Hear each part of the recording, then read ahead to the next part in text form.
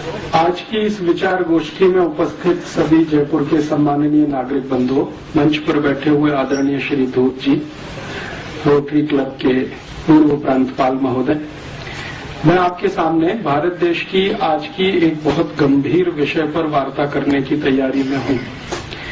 और वो गंभीर विषय क्यों है? क्योंकि हमारे देश में पिछले 10-12 वर्षों से, या भी कहें तो 15 वर्षों से, सरकार की ओर से बहुत बड़े पैमाने पर एक अभियान चलाया जा रहा है। वो है उदारीकरण, वैश्वीकरण, ग्लोबलाइजेशन, लिबरलाइजेशन। पिछले 10, 12, 15 वर्षों से जब से ये अभियान चल रहा है, इस अभियान को अगर मैं समझ पा रहा हूं तो ये ना तो ग्लोबलाइजेशन है, ना तो लिबरलाइजेशन है, ये भारतीय समाज का अमेरिकनाइजेशन करने की कोशिश हो रही है। क्योंकि अगर ग्लोबलाइजेशन की हम बात करें और लिबरलाइजेशन की बात करें तो वो बात कुछ दूसरे तरह की होती है। जैसे हम कहते हैं कि दुनिया जो है ना सबके लिए खुली है। अगर दुनिया सबके लिए खुली है और बार बार एक मुहावरा इस्तेमाल होता है कि अब पूरा विश्व एक गांव हो गया है, कोई कहीं भी आ सकता है, कोई कहीं भी जा सकता है, तो इस दृष्टि से मैंने उदारीकरण, वैश्वीकरण को समझने की कोशिश की है कि क्या सच में विश्व एक गांव हो गया है। तो मेरे मन में जो प्रश्न आता है वो और जो हो रहा है वो दोनों को जब मैं देखने की कोशिश करता हूं तो पता चलता है कि ऐसा तो कुछ भी नहीं हो रहा है। अगर हम ग्लोबलाइजेशन का सही अर्थ माने तो भारतीय मान्यता में और भारत की संस्कृति में, सभ्यता में वसुधैव कुटुंबकम कहा गया है कि सारी वसुधा, पूरी पृथ्वी हमारा एक परिवार है, कुटुंब है, जिसमें हर कोई स्वतंत्र है अपनी इच्छा से दूसरों की सीमाओं का सम्मान करते हुए कुछ करने के लिए। हमारी तो भारत की मान्यता कुछ इस तरह की है। लेकिन क्या दुनिया में वैश्वीकरण और उदारीकरण के नाम पर जो हो रहा है वो वैसा ही है? तो देखने में आता है कि हो ये रहा है कि अमेरिका और यूरोप की तरफ से दुनिया के गरीब देशों को जबरदस्ती दबाकर एक तरफा उनको अमेरिका और यूरोप की वस्तुओं का, सेवाओं का बाजार बनाने की तैयारी और कोशिश हो रही है।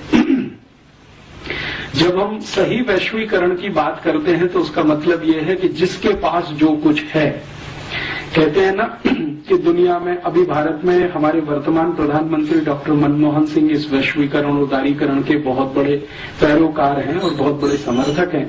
वो हमेशा एक तर्क देते हैं कि दुनिया में सभी लोगों को सस्ती और अच्छी वस्तुओं का खरीदने का और उपभोग करने का अधिकार है। तो ठीक है, किसी देश के पास बहुत अधिक मात्रा में सस्ती और अच्छी वस्तुएं हैं तो वो दूसरे देश में जाकर उनको बेचे।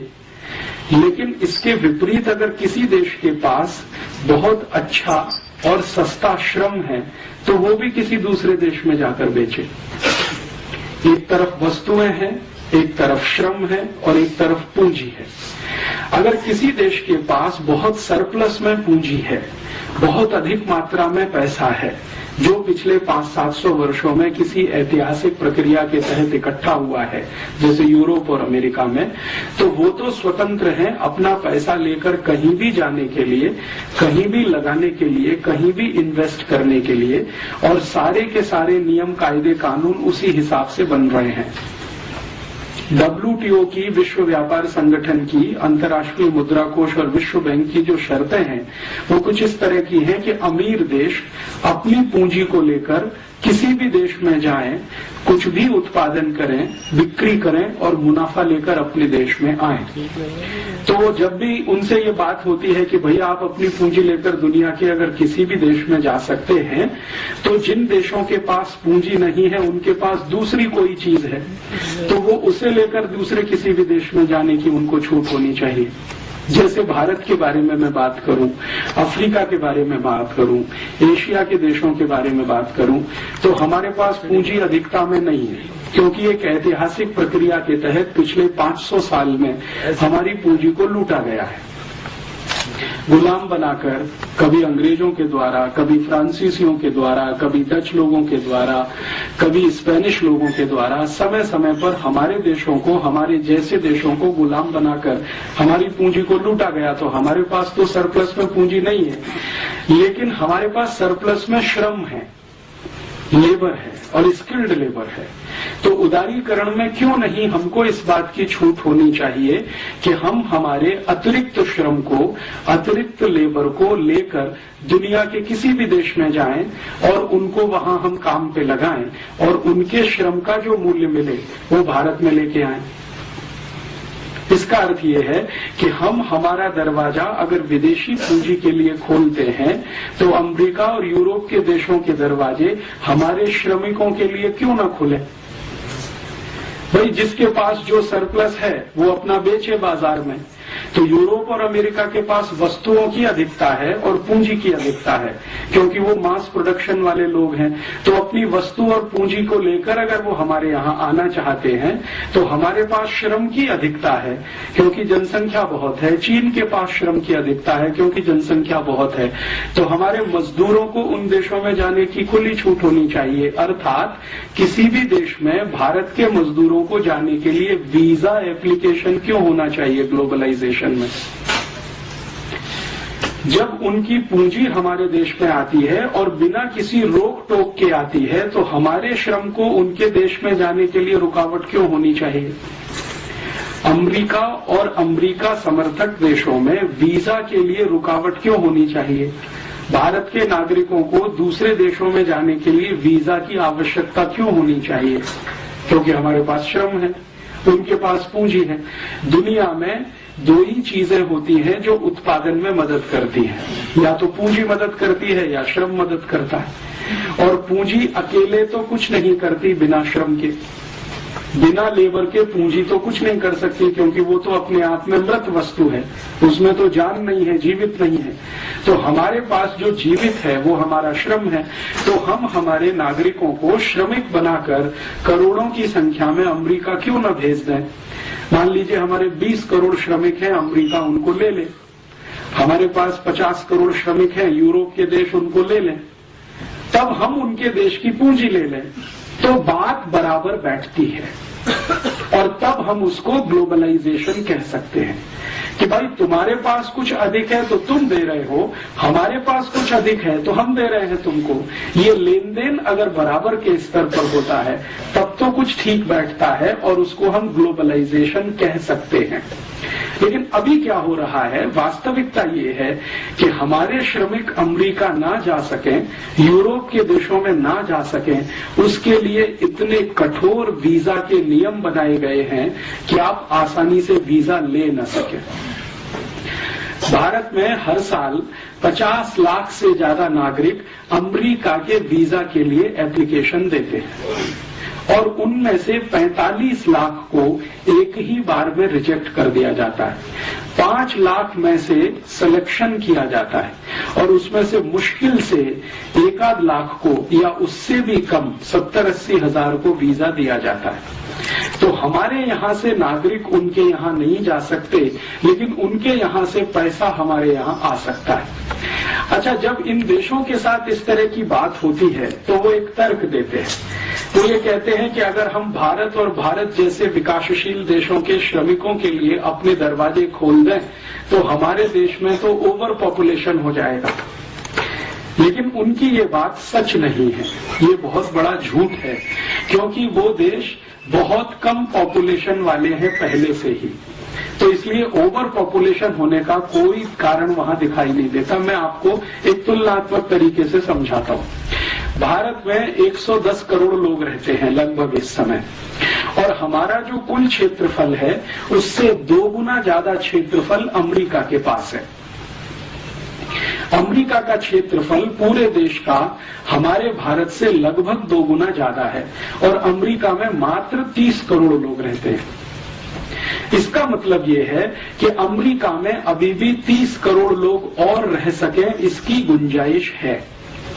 तो क्यों नहीं अमेरिका की सरकार अपने सारे दरवाजे खोलकर दुनिया के देशों से कहती है कि तुम हमारी पूंजी लो और अपने श्रमिक हमें दो, तो भारत से 30 करोड़ श्रमिक हम अमेरिका भेज दें, हम भी थोड़े बैलेंस हो जाएं, वो भी थोड़े बैलेंस हो जाएं। लेकिन अमेरिका 30 करोड़ तो छोड़ दो, 3000 लेने को तैयार नहीं। अमेरिका से भी ज्यादा क्षेत्रफल कनाडा देश का है। कनाडा का क्षेत्रफल तो अमेरिका से भी ज्यादा है। भारत से तो लगभग 3 गुने से ज्यादा है कनाडा, और आबादी उनकी बहुत कम है। आप जानते हैं कि कनाडा की कुल आबादी 3 करोड़ से भी कम है। तो 3 करोड़ की आबादी है और भारत से 3 गुना क्षेत्रफल है। हम भारत के 110 करोड़ लोग जितने क्षेत्रफल में रहते हैं, कनाडा में 330 करोड़ लोग रह सकते हैं। तो क्यों नहीं कनाडा की सरकार अपने सारे दरवाजे खोलकर भारत और भारत जैसे श्रमिकों को क्यों नहीं आमंत्रित करती। कनाडा के आगे चलें, ऑस्ट्रेलिया की बात करें। ऑस्ट्रेलिया का क्षेत्रफल भी भारत से 2.5 गुना ज्यादा है और ऑस्ट्रेलिया की कुल आबादी मात्र 2 करोड़ है और हमारी कुल आबादी 110 करोड़ है।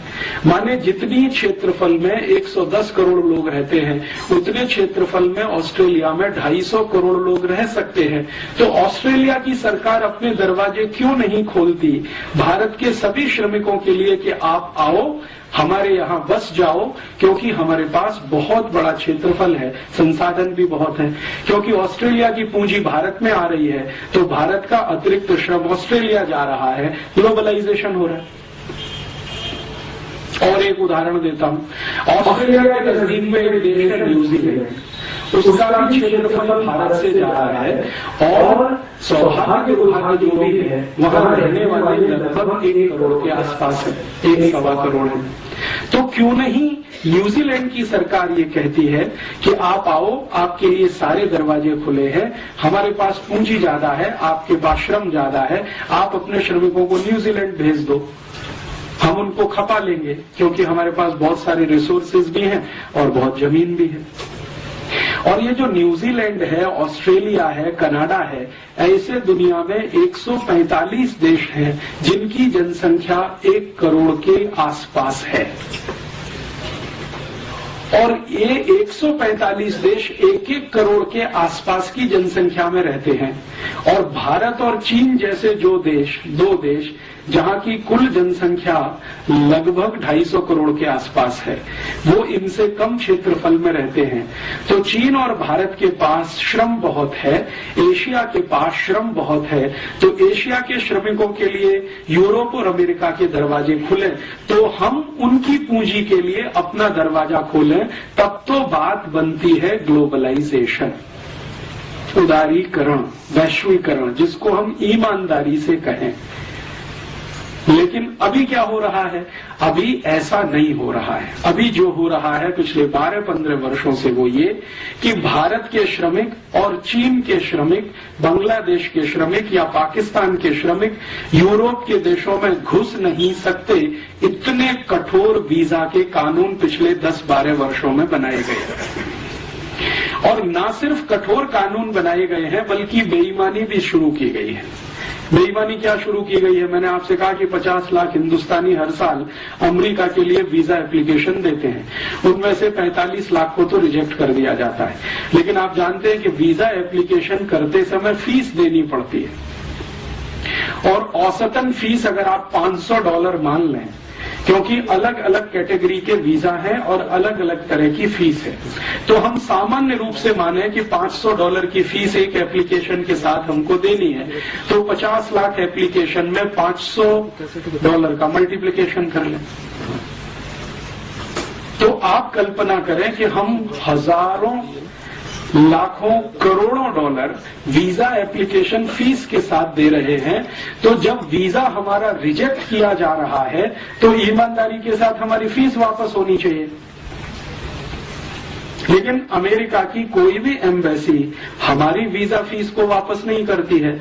इसका मतलब ये है कि अमेरिका की सभी एम्बेसियां पूरी बेईमानी के साथ इस देश को लूटने में लगी हुई हैं। ईमानदारी तो ये है कि अगर आप हमारा वीजा नहीं दे सकते तो फीस वापस कर दो और कह दो कि भाई आप अमेरिका जाने के लायक नहीं है। लेकिन हमारी फीस भी नहीं देते, पैसा भी रख लेते हैं, अपमान करके हमको एम्बेसी से निकाल भी दिया जाता है, फिर भी हम वहां लाइन लगा के खड़े रहते हैं। मैंने बहुत दुखद दृश्य मेरी आंखों से बार बार देखा है। दिल्ली, मुंबई, कलकत्ता, मद्रास में भारत के लोग गुलामों की तरह से अमेरिका एम्बेसी में वीजा के लिए लाइन लगाते हैं, जैसे भेड़ बकरियां लाइन लगाती हैं, और उनके साथ इतनी बदतमीजी और इतने अपमान का व्यवहार किया जाता है कि वो सुसाइड कर लेना वहां ज्यादा सम्मानजनक होता है। हर क्षण अपमान करते हैं। आपको इंटरव्यू के लिए बुलाया जाएगा और बहुत ही बदतमीजी के साथ आपसे सवाल किए जाएंगे। और सिर्फ इतना ही अपमान नहीं करते हैं, आप गलती से वीजा पा गए और अमेरिका के हवाई अड्डे पर पहुंच गए तो आपके कपड़े उतार सकते हैं और पूरे के पूरे उतार सकते हैं। और ये कोई साधारण आदमी के साथ होता हो तो हम चलो मान लेते हैं, लेकिन ये हमारे रक्षा मंत्रियों के साथ होता है, मुख्यमंत्रियों के साथ होता है। अभी थोड़े दिन पहले आप जानते हैं कि इस भारत देश के मध्य प्रदेश के मुख्यमंत्री श्री बाबूलाल गौर अमेरिका प्रवास पे गए और हवाई अड्डे पर सारे कपड़े उतरवा लिए। और श्री बाबूलाल गौर कहते हैं खुद कि मैं सिर्फ अंडरवियर पहने हुए था, बाकी सब उतारना पड़ा। इसी तरह से हमारे देश के एक बहुत बड़े समाजवादी नेता जॉर्ज फर्नांडीज जब भारत के रक्षा मंत्री की हैसियत से अमेरिका गए तो उनके सारे कपड़े उतार दिए, सिर्फ अंडरवियर पहने रह गए। तो भारत के रक्षा मंत्री का, भारत के मुख्यमंत्री का किसी भी हवाई अड्डे पर कपड़े का उतार दिया जाना, ये इस बात को बताता है कि उनकी जो मानसिकता है हमारे प्रति गुलामी वाली, वो अभी गई नहीं है। वो हमको अभी भी गुलाम मानते हैं। तो फिर ग्लोबलाइजेशन कैसे हो सकता है? जो भी कुछ हो रहा है वो अमेरिकनाइजेशन ही हो रहा है। वहां से तो सब कुछ यहां आए, वहां की कंपनियां यहां आए, वहां की सेवा करने वाली संस्था यहां आए, वहां के विशेषज्ञ यहां आए, डॉक्टर्स आए, चार्टर्ड अकाउंटेंट्स आए, इंजीनियर्स आए, वहां के एडवोकेट्स भारत में आए, सब कुछ वहां का यहां आए। वहां की दाल आए, चावल आए, चना आए, मटर आए, वहां की सब्जियां आए, सब कुछ। यहां से कुछ ना जाए वहां की संस्कृति आए, वहां की सभ्यता आए, वहां की परंपरा आए, सब कुछ आए, यहां से कुछ ना जाए वहां। तो ये तो कुछ ग्लोबलाइजेशन नहीं है और ये तो कुछ लिबरलाइजेशन भी नहीं है। और ग्लोबलाइजेशन और लिबरलाइजेशन के सही शब्दों को अगर अर्थ करना सीखें, उदारीकरण और वैश्वीकरण की सही परिभाषा करना सीखें, तो हमारे यहाँ संस्कृति में बहुत विस्तार पूर्वक कहा गया वसुधैव कुटुंबकम, मतलब पूरी दुनिया आपके लिए परिवार जैसी है। माने दुनिया के साथ आप परिवार जैसा व्यवहार करें। तो परिवार में जिस तरह का व्यवहार होता है वैसा आप दुनिया के साथ करें। ये भारतीयता और भारतीय परंपरा या भारतीय मान्यता में है। लेकिन वो व्यवहार कैसे करें? वो तो परिवार मानते नहीं है। वो तो मानते हैं कि आप गुलाम हैं, पहले भी थे, आज भी हैं। और आपकी गर्ज है जो आप अमेरिका आने के लिए वीजा एप्लीकेशन लगाते हैं। अमेरिका सरकार की कोई गर्ज नहीं है आपको बुलाने की। तो ये तो एक तरफा मामला है, ये तो दो तरफा है नहीं। तो एक तरफा मामले में तो ना तो लिबरलाइजेशन होता है, उदारीकरण होता है, ना तो वैश्वीकरण होता है। उसमें जो होता है वो करण वो होता है जिस देश से सब कुछ आ रहा है और यहां से कुछ नहीं जा पा रहा है। यहां से कुछ भी हम भेजें, जैसे हम अंगूर भेजें, आम भेजें, टमाटर भेजें, गाजर भेजें, मूली भेजें, तो वहां से रिजेक्ट हो जाता है। और वो आरोप ये लगाते हैं कि आपने इसमें बहुत यूरिया, बहुत डीएपी, बहुत सुपर फॉस्फेट मिला दिया, बहुत सारा पेस्टिसाइड मिला दिया, अब ये जहर हो गया है, तो भारत का तो हम ये नहीं ले सकते। लेकिन वहां का कोई भी जहर यहां बिक सकता है। पेप्सी कोला बिक सकता है, कोका कोला बिक सकता है, पिज्जा बिक सकता है, बर्गर बिक सकता है, हॉट डॉग, कोल्ड डॉग बिक सकता है। हमारे देश की कई वैज्ञानिक संस्थाओं ने पेप्सी कोक को जहर घोषित किया है, फिर भी बिक सकता है। तो वहां का कुछ भी बिके, यहां का अंगूर भी अमेरिका में ना बिक सके, आम भी ना बिक सके, गाजर, टमाटर, मूली भी ना बिक सके। तो ये सारा मामला जो है ना तो वैश्वीकरण का है, ना उदारीकरण का है, ये सारा अमरीकीकरण का है। और इस अमरीकीकरण को हमारे देश के वर्तमान प्रधानमंत्री ने और हमारे देश के वर्तमान वित्त मंत्री ने, दोनों ने अलग अलग समय पर बिल्कुल ठप्पा लगा के सिद्ध कर दिया कि हम जो कर रहे हैं वो वास्तव में भारत का गुलामीकरण ही है। मैं आपको इसका एक ठोस उदाहरण देता हूं। हमारे वर्तमान प्रधानमंत्री डॉक्टर मनमोहन सिंह 8 जुलाई 2005 को लंदन गए। लंदन में एक बड़ी विश्वविद्यालय है, उसको ऑक्सफोर्ड कहते हैं। हमारे वर्तमान प्रधानमंत्री ऑक्सफोर्ड में पढ़े हैं, ऐसा वो बड़े गर्व से कहते हैं। ठीक है, अब वो जो ऑक्सफोर्ड ने उनको एक डॉक्टरेट का डिग्री दिया, एक तो वो पहले ले चुके हैं पीएचडी करते हुए, अभी एक दूसरा डॉक्टरेट उनको दिया ऑक्सफोर्ड विश्वविद्यालय ने सम्मान के रूप में। तो उस डिग्री को लेने के लिए वो गए और वहां जो कार्यक्रम था ऑक्सफोर्ड यूनिवर्सिटी में, उसमें उनके साथ मंच पर ब्रिटेन की महारानी भी थी, ब्रिटेन के प्रधानमंत्री भी थे टॉनी ब्लेयर, और ब्रिटेन की सरकार के कुछ महत्वपूर्ण अधिकारी भी थे। महारानी का, जैसा आप जानते हैं, ब्रिटेन में आज भी राजा के जैसा ही रुतबा है। उनका जो कुर्सी होता है वो सबसे ऊंचा बनाया जाता है, बाकी सबका कुर्सी उससे नीचा रहता है। तो मनमोहन सिंह और टॉनी ब्लेयर का कुर्सी नीचा था, रानी का कुर्सी ऊंचा था, तो थोड़े ऊंचाई के पोडियम पर वो बैठी हुई थी, पेडेस्ट्रल पे। मनमोहन सिंह साहब ने 44 मिनट वहां भाषण दिया और उसकी रिकॉर्डिंग बीबीसी ने किया, और बीबीसी ने ब्रिटेन में तो उसको डायरेक्ट टेलीकास्ट किया, लेकिन थोड़े दिन के बाद हिंदुस्तान में भी हमें वो देखने को मिल गया। 2-3 दिन के बाद उन्होंने यहां भी दिखा दिया। वो भाषण मैंने देखा तो मैं तो दंग रह गया। मनमोहन सिंह ने अपने 44 मिनट के पूरे भाषण में जो कुछ कहा वो किसी भी स्वाभिमानी भारतीय के लिए शर्म से डूब मरने जैसा है। उन्होंने कहा कि हम भारतवासियों से तो बहुत बड़ी गलती हो गई जो हमने अंग्रेजों को भगा दिया अपने देश में से। ये उनका ऑक्सफोर्ड यूनिवर्सिटी में भारत के प्रधानमंत्री के रूप में वक्तव्य है कि हमसे तो बहुत बड़ी गलती हो गई जो हमने अंग्रेजों को भगा दिया। तो क्यों हो गई ये गलती? तो वो कह रहे हैं कि अंग्रेजों की सभ्यता ने तो हमको बहुत कुछ सिखाया है, अंग्रेजों की संस्कृति से तो हमको बहुत कुछ सीखने को मिला है, अंग्रेजी शिक्षा से तो हमें बहुत कुछ लाभ हुआ है, अंग्रेजी विज्ञान और तकनीकी ने तो हमें बहुत ऊंचा उठाया है।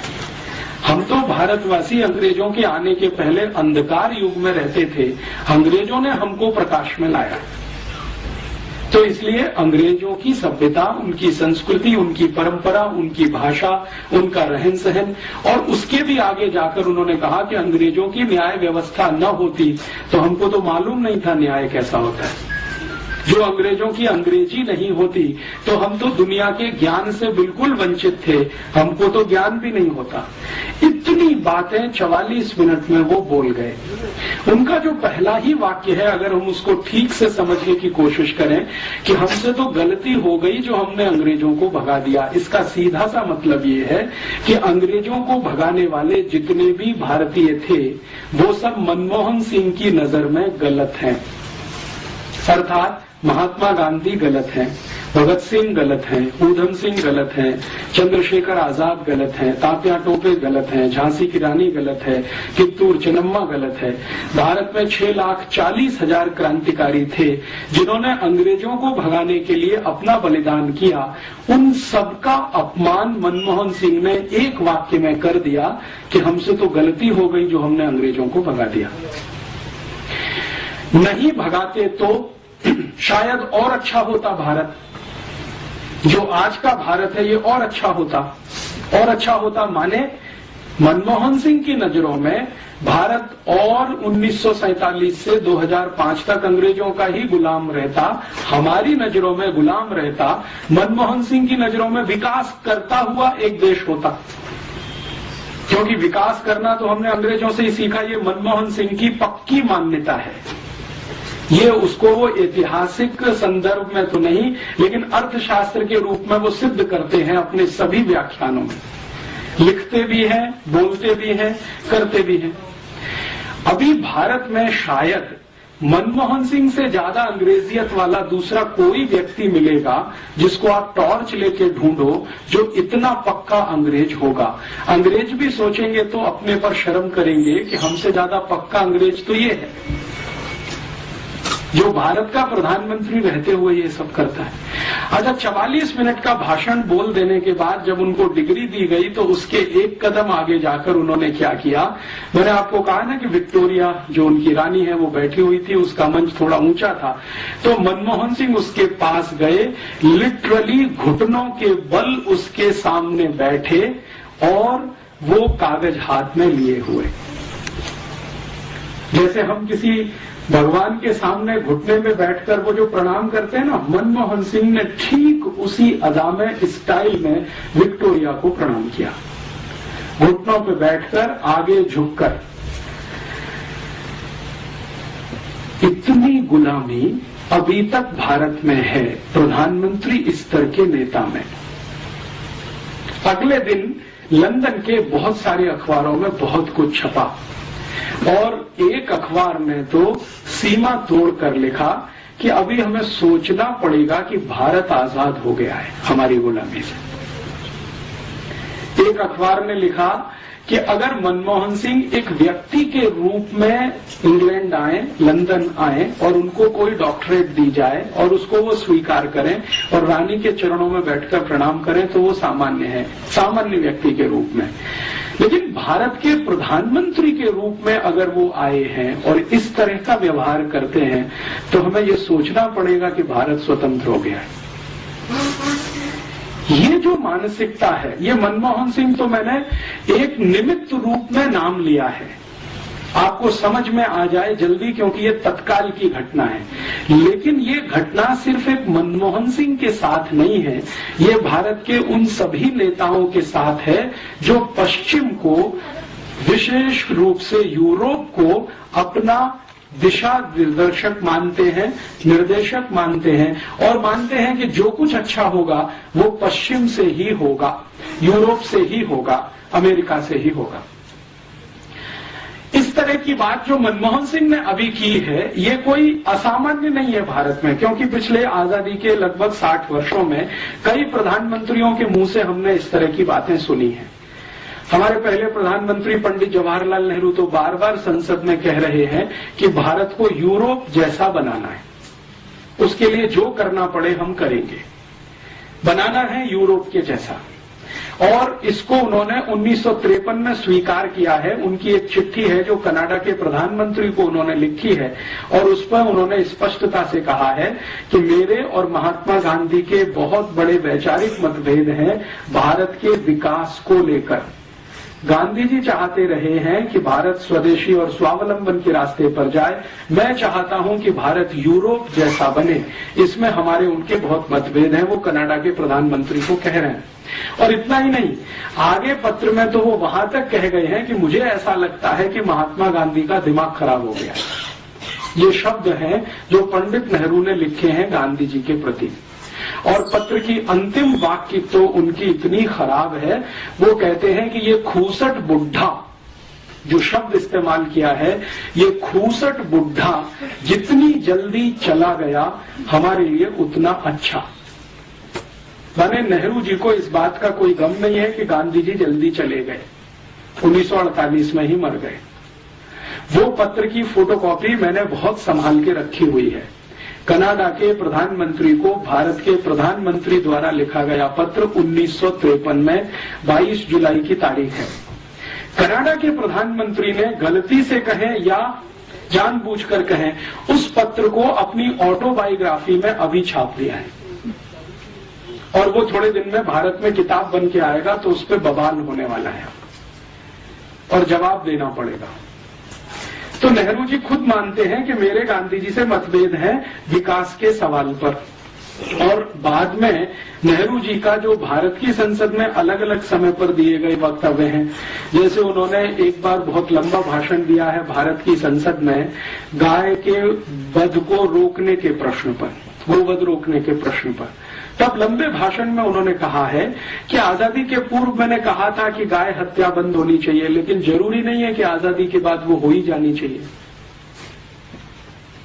कहते हैं कि मैं संसद के सभी सांसदों को विनम्रता पूर्वक अपील करता हूं कि ये गोवध को रोकने के लिए जो कानून बनने जा रहा है इसको वो पास ना होने दें। अगर ये पास हुआ तो मुझे इस्तीफा देना पड़ेगा। तो उनसे जब बात की जा रही है कि आपको क्या तकलीफ है भारत की गाय की रक्षा हो, इसमें आप क्यों परेशान हैं, तो नेहरू जी कहते हैं कि ये विश्व के लोग हंसेंगे हमारे ऊपर, दुनिया हंसेगी कि हम गाय बचाने में लगे हुए हैं। दुनिया हंसेगी माने यूरोप हंसेगा हमारे ऊपर कि हम गाय बचाने में लगे हुए, क्योंकि यूरोप में तो गाय को काट के ही खाया जाता है। दूध के लिए गाय को यूरोप में पाला नहीं जाता है। ये ठीक है कि वो दूध दे देती है तो वो बाई प्रोडक्ट है, लेकिन मुख्य तो गाय का मांस है। तो दुनिया के यूरोप और अमेरिका के लोग तो हंसेंगे, और हमको तो यूरोप जैसा ही होना है, तो गो हत्या क्यों बंद होनी चाहिए भारत में।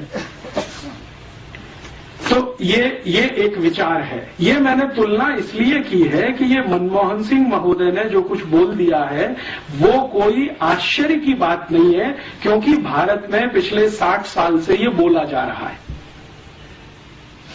अगर नेहरू जी ये बोल सकते हैं तो मनमोहन सिंह के बोलने में क्या तकलीफ है। और आप कहेंगे जी ये नेहरू जी और मनमोहन सिंह तक सीमित है, तो ये ऐसा नहीं है। भारत में पिछले 60 वर्षों में जो प्रधानमंत्री हुए हैं उनमें से 2-3 को छोड़कर लगभग सभी इसी विचार के हैं, मानसिकता के हैं। और प्रधानमंत्री से भी ज्यादा पिछले 60 वर्षों में भारत की योजना बनाने वाले जो बड़े अर्थशास्त्री हुए हैं या योजना आयोग के अध्यक्ष उपाध्यक्ष रहे हैं, वो तो इससे भी ज्यादा बड़ी मानसिकता वाले हैं। जैसे वर्तमान में योजना आयोग के अध्यक्ष तो हमेशा प्रधानमंत्री होते हैं, लेकिन मुख्य काम उपाध्यक्ष करता है। तो मोंटेक सिंह अहलूवालिया इस समय उपाध्यक्ष हैं। वो कहते हैं कि नेहरू जी जितनी तीव्रता से भारत को यूरोप बना सकते थे, उससे ज्यादा मैं चाहता हूं कि और ज्यादा तेजी से भारत यूरोप बने। तो वर्तमान में भारत के योजना आयोग के उपाध्यक्ष हों या प्रधानमंत्री हों या प्रधानमंत्री के मंत्रिमंडल में चिदम्बरम जो वित्त मंत्री हैं, ये तो 1996 में जब लंदन थे 24 अक्टूबर को, तो इन्होंने इंग्लैंड की बहुत सारी कंपनियों के अधिकारियों के सामने कहा था, वो रिकॉर्ड पर है, कि हमने 400 साल पहले अंग्रेजों को बुलाया और ईस्ट इंडिया कंपनी के लिए दरवाजा खोला। तो अब फिर से हम दरवाजा खोलना चाहते हैं, आप आइए और भारत को लेके जाइए, हम प्लेट में रख के भेंट करते हैं आपको। तो इस तरह की जो मानसिकता है इसमें व्यक्ति महत्व का नहीं है, विचार महत्व का है। वो मनमोहन सिंह ये कहते हैं, चिदम्बरम ये कहते हैं, मोंटेक सिंह अहलूवालिया ये कहे, या कभी पंडित जवाहरलाल नेहरू ये कहें, या कभी कोई XYZ और कहे, व्यक्ति का महत्व इसमें नहीं है। विचार क्या है वो समझने की है। और विचार बहुत ताकत के साथ भारत के सत्ता वर्ग में ये बैठा हुआ है कि यूरोप जैसा ही होना अंतिम लक्ष्य है हमारा, अमेरिका जैसा ही होना अंतिम लक्ष्य है हमारा। मेरे मन में पिछले 10, 12, 15 वर्षों से ये विषय बहुत तेजी से घूमता रहा है कि अगर हमारी सत्ता व्यवस्था और प्रतिष्ठान के मन में ये पक्का बैठ गया है कि भारत को यूरोप और अमेरिका जैसा ही होना है, तो समझ लें कि यूरोप और अमेरिका क्या है। क्योंकि आप जब किसी के जैसा होना चाहते हैं और बिना समझ के होएंगे तो शायद इसमें कष्ट ज्यादा आएगा, समझ के साथ होएंगे तो शायद बेहतर हो जाएगा। तो मैंने सोचना शुरू किया कि जिस यूरोप और अमेरिका जैसा होना नेहरू जी चाहते रहे हैं, आज के मनमोहन सिंह चाहते हैं, मोंटेक सिंह अहलूवालिया चाहते हैं, या ऐसे और भी बहुत सारे राजनेता होंगे जो भारत की संसद में अलग अलग समय पर बोलते रहे हैं, अनेक दूसरी पार्टियों में हैं। बीजेपी में ऐसे कई नेता हैं जो भारत को अंग्रेज और यूरोप जैसा ही देखना चाहते हैं अपने तरीके से। कांग्रेस में ऐसे बहुत हैं, और अब जनता दल में भी ऐसे बहुत हैं, समाजवादी पार्टी में भी बहुत हैं, और अब तो कम्युनिस्टों के बीच में भी एक ही लॉबी है, वो ये कहती है कि भारत को होना तो यूरोप और अमेरिका की ही तरह से है, लेकिन मार्क्सवाद के रास्ते पर, साम्यवाद के रास्ते पर होना तो आपको वैसा ही है, लेकिन मार्क्सिज्म से होकर, साम्यवाद से होकर आप वहां तक जाइए। और दूसरी जो लॉबी है वो ये कहती है कि कैपिटलिज्म के रास्ते से वहां तक जाइए। तो या तो आपको पूंजीवाद से होते हुए यूरोप और अमेरिका तक जाना है, या मार्क्सवाद से होते हुए यूरोप और अमेरिका तक जाना है। लक्ष्य वही है, रास्ते अलग अलग हैं। तो ऐसी परिस्थिति में मेरे मन में एक विचार आया कि ये गांधी जी क्या कहते हैं यूरोप और अमेरिका के बारे में, जिसको नेहरू जी खूसट बुड्ढा कहते हैं। गांधी जी के मन में क्या है? तो गांधी जी की लिखी हुई सबसे पहली एक किताब मैंने पढ़ी जो उन्होंने 1909 में लिखी थी, हिंद स्वराज। बहुत पतली सी पुस्तक है और मेरी विनम्र प्रार्थना है आप सब पढ़ें तो बहुत अच्छा है। तो उनके बारे में बहुत सारी जो गलतफहमियां समाज में है वो दूर हो जाए शायद। उस पुस्तक में गांधी जी लिख रहे हैं कि ये यूरोप और अमेरिका की जो सभ्यता है ये तो बिल्कुल शैतानी सभ्यता है। शैतान शब्द उन्होंने इस्तेमाल किया है और गांधी जी के सामने बहुत बार उस पुस्तक को रखकर पंडित नेहरू ने और भारत के कई नेताओं ने आपत्ति उठाई है कि आपने इतना कड़ा शब्द क्यों लिखा है कि ये शैतानी सभ्यता है। तो गांधी जी कहते हैं कि मैंने ये बहुत समझ बूझकर लिखा है, भावनात्मक आवेश में आकर नहीं लिखा है। मैंने इस यूरोप और अमेरिका की सभ्यता को समझने में अपने जीवन के उस दिन से, जिस दिन से मैं लंदन आया, गांधी जी जब लंदन गए हैं पढ़ाई करने के लिए और वापस आए हैं, तो वो कह रहे हैं कि इस पूरे समय को मैंने इस सभ्यता को समझने में ही लगाया है और मेरी जो समझ बनी है इस सभ्यता के बारे में वो ऐसी ही है कि ये शैतानी सभ्यता है। भारत में कभी किसी पुराने काल में कोई राक्षसी सभ्यता होती होगी, ये उससे भी नीचे गिरी हुई है।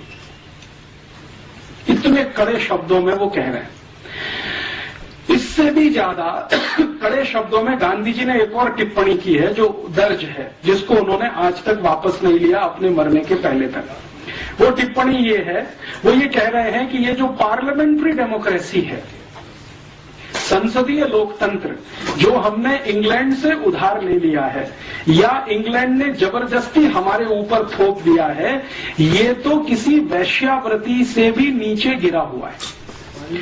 गांधी जी कहते हैं कि वैश्यावृत्ति करना संसदीय लोकतंत्र में जाने से बेहतर है। इतने कड़े शब्द हैं उनके। और भारत की संसद उस समय बन रही है जब गांधी जी आए हैं, 1914 में भारत आए हैं, तो संसद का ये निर्माण कार्य चल रहा है जो वर्तमान में आपको दिखाई देता है और 1925 में ये संसद बनकर पूरी हुई है और इसमें से बैठकें होना शुरू हुई हैं। तो गांधी जी कहते हैं कि ये तो हमने एक बांझ को खड़ा कर दिया है जिसमें फर्टिलिटी नहीं है। तो गांधी जी को कोई पूछ रहा है कि आप ऐसा क्यों बोल रहे हैं, तो उन्होंने कहा कि इस संसद में से जिसको हमने खड़ा कर दिया है ढांचा, भारत के लिए कुछ भी शुभ निकलेगा नहीं, इसमें से जो निकलेगा वो अशुभ ही होगा। और ये बात गांधी जी जो 1914-15 में कह गए हैं, सन 2005 में सिद्ध हो गई है। अब इसमें सिद्ध होने के लिए और बहुत प्रतीक्षा करने की जरूरत नहीं है कि इसमें से कुछ निकलेगा नहीं। प्रोस्टिट्यूशन बोल दिया संसदीय लोकतंत्र को और यूरोपियन अमेरिकन सिविलाइजेशन को बोल दिया कि ये शैतानी सभ्यता है। शैतान की सभ्यता, राक्षसों की सभ्यता भी इससे कुछ अच्छी हो सकती है, ये उससे भी गिरी हुई है। गांधी जी की यही एक पुस्तक पढ़कर मेरे मन में तीव्र जिज्ञासा पैदा हुई कि गांधी जी ने जिस यूरोपीय सभ्यता के बारे में ये शब्द इस्तेमाल किया और जिसको उन्होंने समझ लिया 14-15 साल में, इसको हम भी समझें। तो पहले मैं ढूंढता रहा कि गांधी जी ने यूरोपियन सभ्यता के बारे में कहां कहां क्या क्या लिखा है, लेकिन गांधी जी ने अपने एक पत्र में लिखा है। मीरा बहन जो गांधी जी की एक सहयोगी थी, मैडलिन स्लेड उनका मूल नाम था, आयरिश लेडी थी, गांधी जी के साथ आकर उन्होंने बहुत दिन काम किया, तो उनको बहुत सारे पत्र उन्होंने लिखे हैं। तो उसमें एक पत्र है जिसमें वो कहते हैं कि देखो, मुझे कभी समय मिला, फुर्सत हुई तो विस्तार के साथ में पश्चिमी सभ्यता के बारे में लिखूंगा, तुमको कोई आपत्ति तो नहीं होगी। तो मीरा बहन कह रही है कि बापू, उस सभ्यता से परेशान होकर तो मैं आपके पास आई हूं, मुझे क्या आपत्ति होगी। मुझे तो खुशी होगी कि भारत के लोग उसको खुलकर देख और समझ लेंगे जो अंधे होकर उसके पीछे भाग रहे हैं, जिसको छोड़कर मैं आपके पास आई हूं। लेकिन ये पत्र ही रह गया। गांधी जी को शायद समय नहीं मिला, फुर्सत नहीं मिली और वो लिख नहीं पाए। यूरोपीय और पश्चिमी सभ्यता के बारे में ज्यादा वो कुछ कह नहीं पाए, सिर्फ संकेत भर कुछ उन्होंने कर दिए। बाद में मैंने ढूंढना शुरू किया कि गांधी जी के जो समकालीन है, दो को किसी ने कुछ लिखा हो यूरोपीय सभ्यता के बारे में। तो गांधी जी के जो समकालीन हैं और कुछ अच्छे लेखक इस देश में माने जाते हैं, उनमें से 2-3 ने कोशिश किया, लेकिन वो भी भरपूर तरीके से नहीं लिखा, संकेत मात्र है। जैसे एक जैनेन्द्र कुमार जैन बड़े हिंदी के लेखक हुए, गांधी जी से बहुत प्रभावित थे, पश्चिमी सभ्यता के बारे में उन्होंने कुछ लिखा है। अभी थोड़े दिन पहले हिंदी के एक बड़े लेखक का स्वर्गवास हुआ, श्री निर्मल वर्मा। उन्होंने थोड़ी कोशिश की है और पश्चिमी सभ्यता को गांधी जी की दृष्टि से देखने की, लिखने की, लेकिन श्री निर्मल वर्मा ने पश्चिमी सभ्यता के बारे में 2-3 फुटकर लेख लिखे हैं, कोई बड़ा पुस्तक नहीं लिख पाए। ऐसे हमारे देश में कुछ और भी हिंदी के लेखक हुए, कुछ कन्नड़ के हैं, तमिल तेलुगु में हैं। तेलुगु के एक बड़े लेखक हैं शास्त्री, वासुदेव शास्त्री करके, जो नारायण ये पीवी नरसिम्हा राव मंत्रिमंडल में कुछ समय तक उनके सलाहकार में थे। वो भी कुछ लिख कर गए हैं, लेकिन वैसा नहीं जैसा गांधी जी चाहते। मैंने बहुत ढूंढा भारत में, ज्यादा कुछ नहीं मिला, तो मैंने फिर सोचा कि अब कहां से लें। तो मेरे मन में आया कि जिन्होंने ये पश्चिम की सभ्यता बनाई है, उन्हीं से क्यों न लें, डायरेक्ट उन्हीं से लें। भारत का कोई लेखक कुछ लिखता है उसके बारे में, उससे अच्छा ये है कि पश्चिम के लेखकों ने अपनी सभ्यता के बारे में जो लिखा है उसी को इकट्ठा करें। आप जानते हैं कि ये पूरी की पूरी पश्चिमी सभ्यता या यूरोपियन सभ्यता या अमेरिकी सभ्यता, जो भी नाम ले, इसका सबसे बड़ा अथॉरिटी अगर कोई माना जाता है पूरी दुनिया में, वो है प्लेटो। प्लेटो के बारे में दुनिया के सभी दार्शनिक एक वाक्य कहते हैं, और वो बहुत महत्व का है, बहुत महत्व का है। वो वाक्य है, the whole of the European civilization is a footnote of Plato. The whole of the European civilization is a footnote of Plato. माने पूरी की पूरी यूरोपियन सभ्यता, पश्चिमी सभ्यता प्लेटो के फुट नोट के जैसी है। फुटनोट तो आप समझते हैं, किताब के नीचे जो कुछ आपने लिख दिया है, इसका मायने ये है कि प्लेटो यूरोपियन सिविलाइजेशन का सबसे बड़ा अथॉरिटी है। मैंने प्लेटो को पढ़ना शुरू किया, और प्लेटो की जितनी भी पुस्तकें उपलब्ध हैं बाजार में, हिंदी में हो या अंग्रेजी में या किसी अन्य भाषा में, मैंने कोशिश की है कि उसको मैं जानूं, तो ज्यादातर अंग्रेजी में उपलब्ध है। मैंने वो सब पढ़ डाली, और प्लेटो की जो सबसे महान पुस्तक मानी जाती है रिपब्लिक, जिसके बारे में सारी दुनिया उसकी चर्चा करती है, उसको मैंने 8-10 बार पढ़ डाला। रिपब्लिक, प्लेटो खुद कहता है कि ये जो रिपब्लिक है वो मेरी सबसे अच्छी कृति है। प्लेटो ने बहुत कुछ लिखा, लेकिन रिपब्लिक के बारे में वो खुद कहता है कि ये मेरी सबसे अच्छी कृति है। सोक्रेटिस, सुकरात, जो बहुत कुछ लिख गए अपनी सिविलाइजेशन के बारे में, उनका मैंने कुछ इकट्ठा किया। देकार्ते, बहुत बड़े दार्शनिक हैं यूरोप के, उनका बहुत कुछ इकट्ठा किया। लेविनिज, बहुत बड़े फिलोसोफर माने जाते हैं, उनका इकट्ठा किया। रूसो, जो मॉडर्न फिलोसोफर्स में जिसकी सबसे बड़ी ऊंचाई है पूरे यूरोप में, रूसो, उनका लिखा हुआ सब इकट्ठा किया। और यूरोप की अलग अलग विश्वविद्यालयों में अलग अलग समय पर उनकी सभ्यता के बारे में जो रिसर्चेज हुए हैं, उनके पेपर्स भी इकट्ठे किए। सबसे ज्यादा रिसर्च हुई है यूरोपियन सिविलाइजेशन पर, तो फ्रेंच में हुई है। फ्रांस की जो यूनिवर्सिटी है लियों में, जो सबसे बड़ी विश्वविद्यालय पेरिस यूनिवर्सिटी जिसको कहते हैं, उसमें सबसे ज्यादा काम हुआ है यूरोपियन सिविलाइजेशन पर। वहां से कुछ पेपर्स इकट्ठे किए। उसके बाद थोड़ा बहुत लंदन में हुआ है, ऑक्सफोर्ड में काम हुआ है, वहां से इकट्ठे किए। और अमेरिका में जो सबसे बड़ी यूनिवर्सिटी मानी जाती है हार्वर्ड, वहां से कुछ पेपर्स इकट्ठे किए। और इतने सारे पेपर्स इकट्ठा करके पिछले कई वर्षों से लगातार मैं पढ़ता रहा, समझता रहा, नोट्स लेता रहा और कुछ लिखता रहा। उन सबको समझकर और देखकर जो पता चला, तो बात बिल्कुल सही है जो गांधी जी बोल गए कि ये शैतानी सभ्यता है। गांधी जी जो बोल गए हैं, शायद वो कुछ कम बोल गए हैं।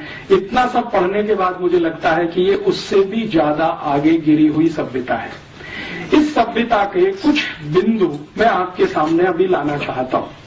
जिस यूरोपियन और अमेरिकन सिविलाइजेशन की तरफ हम अंधे होकर दौड़ रहे हैं, हमसे मतलब हमारी राज व्यवस्था, हमारी जो पॉलिटिकल इकोनॉमी है, वो अंधा होकर जो दौड़ रही है और हमारे देश के जो राज्य चलाने वाले लोग हैं उसको मैं समझना चाहता हूं कि इसमें बुराई क्या है और कुछ अच्छाई है तो वो भी दिखाई दे। तो उस दृष्टि से मैंने थोड़ा तटस्थ होकर उनके यहां से कुछ इकट्ठा किया है। मेरे अपने 15 साल का जो अभ्यास क्रम है इस विषय का, वो ये बताता है कि किसी भी सभ्यता को अगर देखना हो, ठीक से समझना हो, तो उसकी प्राइवेट लाइफ आपको पता होना बहुत आवश्यक है। क्योंकि जो सिविलाइजेशन होती है वो प्राइवेट लाइफ से शुरू होती है। निजी जीवन जो होता है आपका, वो आपकी सिविलाइजेशन को पूरी तरह से बताता है। जो सार्वजनिक जीवन है वो सिविलाइजेशन को कई बार नहीं बताता। क्यों?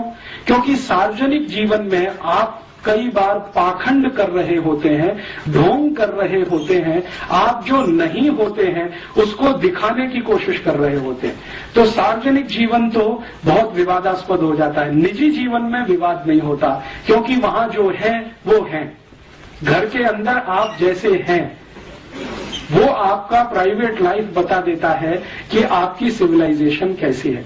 तो यूरोपियन परिवार की या यूरोपियन समाज की, और यूरोपियन समाज में मैं जब भी कहूंगा तो अमेरिका शामिल है, तो यूरोपियन समाज की निजी जिंदगी को जानने की पिछले कुछ साल में कोशिश करता रहा। उसमें से जो तथ्य निकल कर आए हैं वो बहुत ऐसे हैं जो झकझोर देते हैं, कई बार स्वीकार नहीं होते हैं, कई बार डाइजेस्ट नहीं होते हैं। मुझको ये सारे तथ्य डाइजेस्ट होने में बहुत साल लगते हैं और मैं, मेरे गुरु जिनका नाम है श्री धर्मपाल, जिन्होंने मुझे इस काम में बहुत बड़ी मदद की, उनके साथ इस विषय पर घंटों घंटों बहस करता रहा हूं पिछले 1997 से आज तक।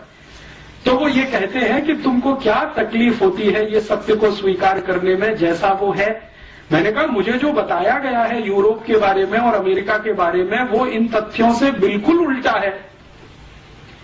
तो उन्होंने कहा कि सोच लो, जो तुम्हें बताया गया है वो गलत है और जो अभी तुम देख रहे हो वो ही सच है। तो मैं उनसे हमेशा ये पूछता रहा कि जिन लोगों ने मुझे ये बताया कि यूरोप ऐसा है, अमेरिका ऐसा है, उन लोगों ने शायद इनको जानबूझकर छुपा के रखा हमसे। तो उनका इसलिए कि उनको तुम्हें गुलाम बना के रखना था। तो अंग्रेजों ने अपने बारे में योग बताया वो थोड़ा अच्छा ही होगा, खराब क्यों बताएंगे? खराब तो तुमको खोजना पड़ेगा अगर उनका पूरा सत्य देखना है तो वो जो कुछ दिखाई देता है वो गांधी जी के कहे से बिल्कुल मेल खाता है।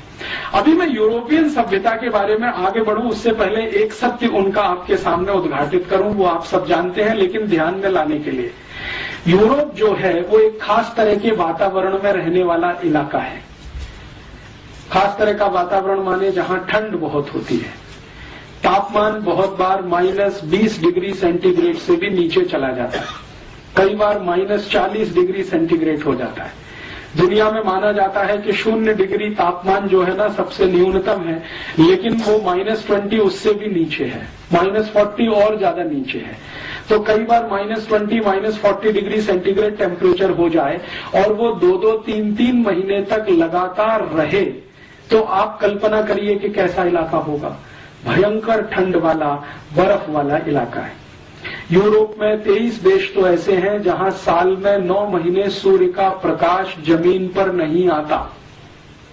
23 देशों में तो सूर्य का प्रकाश 9 महीने तक जमीन पे नहीं आता।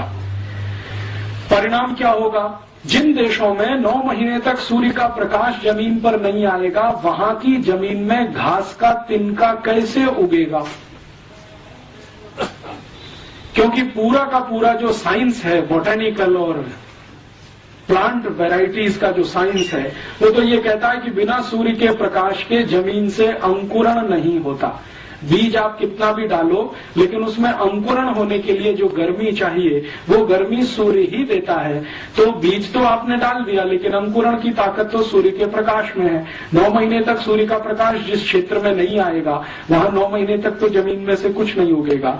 तो यूरोप के 23 देशों में साल में 9 महीने जमीन में से कुछ उत्पादन नहीं होता और 6 महीने तक तो बर्फ ही बर्फ रहती है। और बर्फ भी इतनी होती है कि उसको काटकर हटाना उनके जिंदगी का सबसे बड़ा काम है।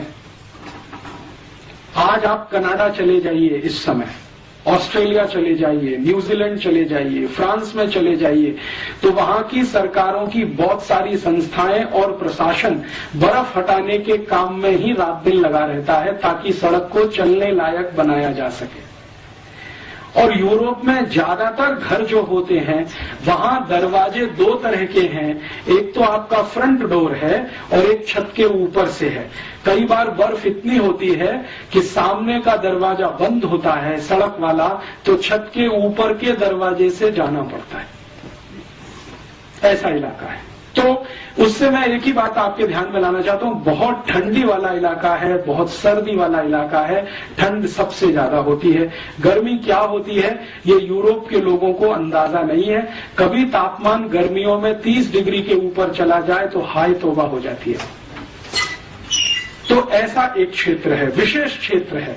ये अच्छा है खराब है मैं नहीं कह रहा हूं, मैं सिर्फ एक बात कह रहा हूं कि वो एक विशेष क्षेत्र है जो बहुत ठंडी में रहता है। तो एक कल्पना मेरे मन में आती है जो सच दिखाई देती है। लगातार लोग अगर ऐसे इलाके में रहते हैं तो शायद वो भी बर्फ जैसे ही ठंडे होते हों। सालों साल सालों साल सालों साल अगर आपको रहना पड़े, पीढ़ी दर पीढ़ी, पीढ़ी दर पीढ़ी, पीढ़ी दर पीढ़ी, कोई 10-20 साल का कहानी नहीं है, 2000, 2500, 3000 साल का कहानी।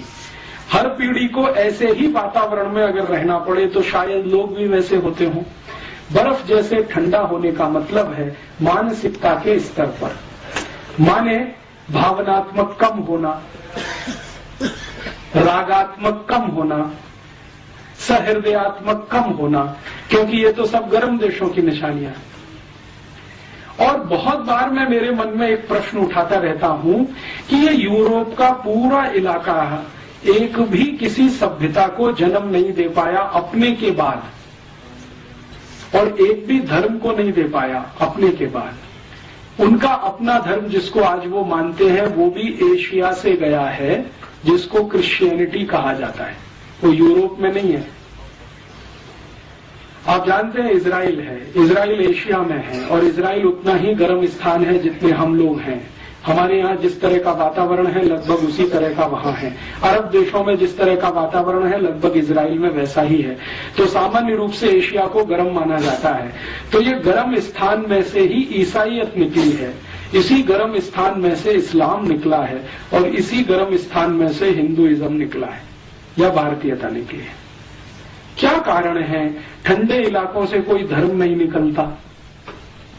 शायद उनके ठंडेपन के कारण, क्योंकि ठंडे इलाकों के लोगों की जो प्राथमिकताएं हैं वो गर्म इलाके के लोगों से बिल्कुल अलग होंगी।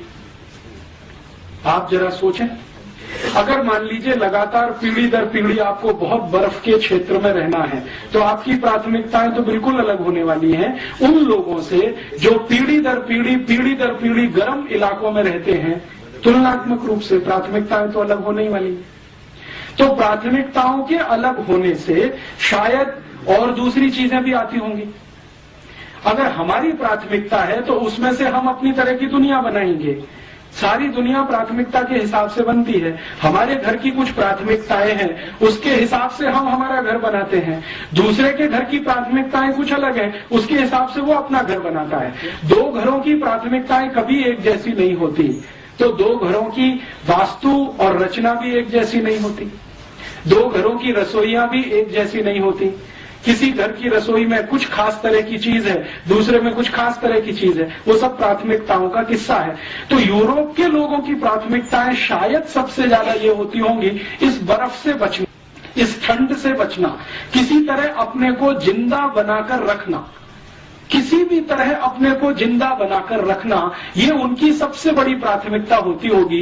इसलिए उनको हर समय, हर क्षण, हर स्थान पर एयर कंडीशनिंग की जरूरत पड़ती है। हमको नहीं है, क्योंकि हमारी प्राथमिकता में ठंड से लगातार बचना शामिल नहीं है। तो शायद नहीं है। आप जानते हैं यूरोप के सभी मॉल्स, शॉपिंग कॉम्प्लेक्स, अमेरिका के सभी मॉल्स, शॉपिंग कॉम्प्लेक्स, उनकी पब्लिक बिल्डिंग्स, प्राइवेट बिल्डिंग, सभी सेंट्रली हीटेड और सेंट्रली कूल्ड होती हैं। अब इसको लेकर अगर हम कोई अपनी ओपिनियन बनाते हैं, साहब देखो ये कितने ऊंचे लोग हैं, कितने हमसे आगे लोग हैं, जो सब कुछ इन्होंने सेंट्रली कूल्ड और सेंट्रली हीटेड बना रखा है, तो ये हमारी मूर्खता है, उनकी नहीं है, क्योंकि वो उनकी प्राथमिकता का हिस्सा है। उनको जिंदा रखना है अपने आप को, तो गाड़ियों को भी ऐसा ही बनाना पड़ेगा, सेंट्रली कूल्ड और सेंट्रली हीटेड। कई बार हम यूरोप के अखबारों में पढ़ते हैं, अमेरिका के अखबारों में पढ़ते हैं, और इस तरह की बहुत खबरें आती हैं कि इतनी बर्फ गिरती है, गाड़ी चल नहीं सकती है, तो गाड़ी को अंदर से स्टार्ट करके हीट करके बैठना पड़ता है, घंटों घंटों तक इंतजार करने के लिए कि मौसम साफ हो तो हम 1 किलोमीटर आगे बढ़ें। अब हम इसको एक विशेषता के रूप में जब प्रचारित करना शुरू करें, अरे साहब यूरोप की तो सभी कारें सेंट्रली हीटेड होती हैं, तो वो हमारी मूर्खता है, उनकी वो विवशता है, उनके लिए वो आवश्यकता है, उनके लिए वो प्राथमिकता है, उनकी वो प्रायोरिटी है। अब अगर वही प्रायोरिटी को हम नकल करना शुरू करें, जिस इलाके में साल में 9 महीने क्या 12 महीने भयंकर सूर्य के दर्शन होते हों, गर्मी पड़ती हो, धूप मिलती हो, अगर हम भी वैसी नकल करने की कोशिश करेंगे तो वो हमारे ऊपर हंसेंगे ही, इससे ज्यादा कुछ नहीं करेंगे कि क्या मूर्ख लोग हैं। ये अपने हिंदुस्तान में भी वैसे ही कर लेना चाहते हैं जैसे हम हैं। हम तो मजबूरी में हैं क्योंकि हमारी व्यवस्था ऐसी है, ये तो शौक के साथ उस रास्ते पे जा रहे हैं। मैं कहना ये चाहता हूं कि शायद हिंदुस्तान की सभी गाड़ियों को सेंट्रली हीटेड और सेंट्रली कूल्ड करने की जरूरत नहीं है, क्योंकि मौसम ही हमारे यहां इस तरह का है। लेकिन अगर हम इसी तरह की गाड़ियां बनाते जाएं और अपने को अभ्यस्त करने की कोशिश करें, तो ये तो कुछ ऐसी ही कहानी है, बिना जाने समझे दूसरों की नकल करना, और उसको हम अपनी हीनता के साथ जोड़ें और उनकी ऊंचाई के साथ जोड़ना शुरू करें। देखो यूरोप अमेरिका वाले बहुत ऊंचे हैं, जो सेंट्रल एयर कंडीशन सिस्टम सब जगह बनाते हैं और सेंट्रली कार बनाते हैं एयर कंडीशन और हीट, और हम नहीं कर पाते हैं, तो हम पीछे हैं, वो हमसे आगे हैं। इस तरह का जब तुलना करना शुरू करते हैं तो ये सिवाय हास्यास्पद होने के और कुछ नहीं। एक बार उनका क्षेत्र क्या है ये हमारे समझ में आए तो हर चीज उनको समझ में। अब देखिए, जब आप बहुत ठंड वाले इलाके में रहेंगे तो आपको अपने को गर्म रखने के लिए कुछ ना कुछ एक्स्ट्रा क्यूरिकुलर करना पड़ेगा, एक्स्ट्रा एक्टिविटीज करनी पड़ेंगी ताकि आप गर्म बने रहें। नहीं तो ठंडे पड़ गए तो आप गर्म बने रहें, इसके लिए कुछ ऐसा करते रहिए। तो आप जरा ध्यान दें, यूरोप के देशों में लोगों के अपने वैयक्तिक जीवन के जो कुछ है हिस्से, वो किस तरह के हैं। उदाहरण के लिए उनका डांस ले लें। उनके डांस में हम हमेशा देखते हैं यूरोप और अमेरिका में कि सबसे ज्यादा तेज पद संचालन होता है। अगर आप पूर्वी यूरोप में जाएं, जिसको सोवियत संघ पहले कहा जाता था, और सोवियत संघ का जो पड़ोस है, पोलैंड है, चेकोस्लोवाकिया, बल्गारिया, रोमानिया, हंगरी आदि आदि, वहां का कोई भी डांस देखें जो यूरोप का हिस्सा, तो सबसे फास्ट, सबसे तेज पद संचालन उन्हीं के नृत्य में है। क्यों? यूरोप का डांस आपने देखा, बहुत सारे ट्रुप्स आते हैं, यूरोपियन ट्रुप्स, जिनके डांस मैंने दिल्ली में देखे हैं, मुंबई में देखे हैं। वो इतना तेज क्यों करते हैं? शायद वो उनकी जरूरत होगी, क्योंकि इतना तेज करने से शायद शरीर में ऊर्जा ज्यादा पैदा होती होगी, तो शायद उस ठंड से लड़ने में मदद करती होगी। हम भारत की बात करें, भारत की कल्पना करें, यहां जो वातावरण है और व्यवस्था है, ये गर्म है और थोड़ी ज्यादा ही गर्म है। गर्मियों में तो अति गर्म है, 50 डिग्री सेंटीग्रेड है। तो 50 डिग्री सेंटीग्रेड वाले क्षेत्र में रहने वाले लोग अगर डांस बनाएंगे तो वैसा तो नहीं हो सकता जैसा उनका है, क्योंकि हमारे पास तो पहले से ही गर्मी बहुत है। तो हमारे डांस जितने होंगे उसके जो पद संचालन होंगे वो बहुत सॉफ्ट होंगे, कम होंगे, धीमे होंगे, रिदम भी उतना ही धीमा होगा, पद भी उतने ही धीमे रखे जाएंगे, संचालन भी उतना ही धीमे होगा। अब इसको लेकर हम जब ये कंपैरिजन करें कि भाई उनका डांस तो बहुत अच्छा है, पॉप है, रॉक है, और उनका जो म्यूजिक है वो इतना फास्ट है, क्योंकि म्यूजिक फास्ट होना ही पड़ेगा जब डांस फास्ट है। आप ऐसा तो नहीं कर सकते कि डांस उनका फास्ट है और म्यूजिक स्लो हो जाए, ये तो होने वाला नहीं है। होएगा तो बैठेगा नहीं कहीं, सामंजस्य नहीं बैठेगा। तो उनको अपना सामंजस्य बिठाना है। डांस फास्ट करना है तो म्यूजिक फास्ट रखना पड़ेगा, तो म्यूजिक भी वैसा ही है। तो हम बार बार ये कहते हैं यार ये तो यूरोपियन म्यूजिक बहुत फास्ट है, समझ में नहीं आता, तो सुनते क्यों है, जरूरत क्या है उसकी। उस ठंडे क्षेत्र के लोगों की जो निजी जिंदगी है वो कैसी है, प्राइवेट लाइफ कैसी है। अभी मैं आपसे जो बात करूंगा वो पिछले लगभग 2000 साल की बात करूंगा, एक साथ बात करूंगा, क्योंकि सन के हिसाब से करूंगा बहुत लंबा हो जाएगा। आज से लगाकर पिछले 2000 साल तक, माने आज सन 2005 है, तो लगभग पहली शताब्दी तक कैसा है यूरोप का निजी जीवन, आज भी चल रहा है लगभग उतना ही जो मैं कहूंगा आपसे। और ये जो कहूंगा वो प्लेटो के हिसाब से, सोक्रेटिस के हिसाब से, डेकार्ते के हिसाब से, लेबिनिज के हिसाब से, उनके जो प्राइवेट लाइफ के रिसर्चर्स हैं उनके हिसाब से कहूंगा, मेरे हिसाब से नहीं कहूंगा। ये जो प्राइवेट लाइफ है, निजी जीवन है, इसमें मैं शुरू करता हूं परिवार से कि वहां परिवार कैसा है, और फिर हमारे यहाँ कैसा, उसमें मैं आऊंगा तुलना के लिए। परिवार कैसा है तो उसमें आपको सुनकर आश्चर्य होगा कि पिछले 2000 साल से यूरोप में परिवार नहीं है। परिवार के नाम पर किसी तरह का एक कॉन्ग्लोमेरेशन है।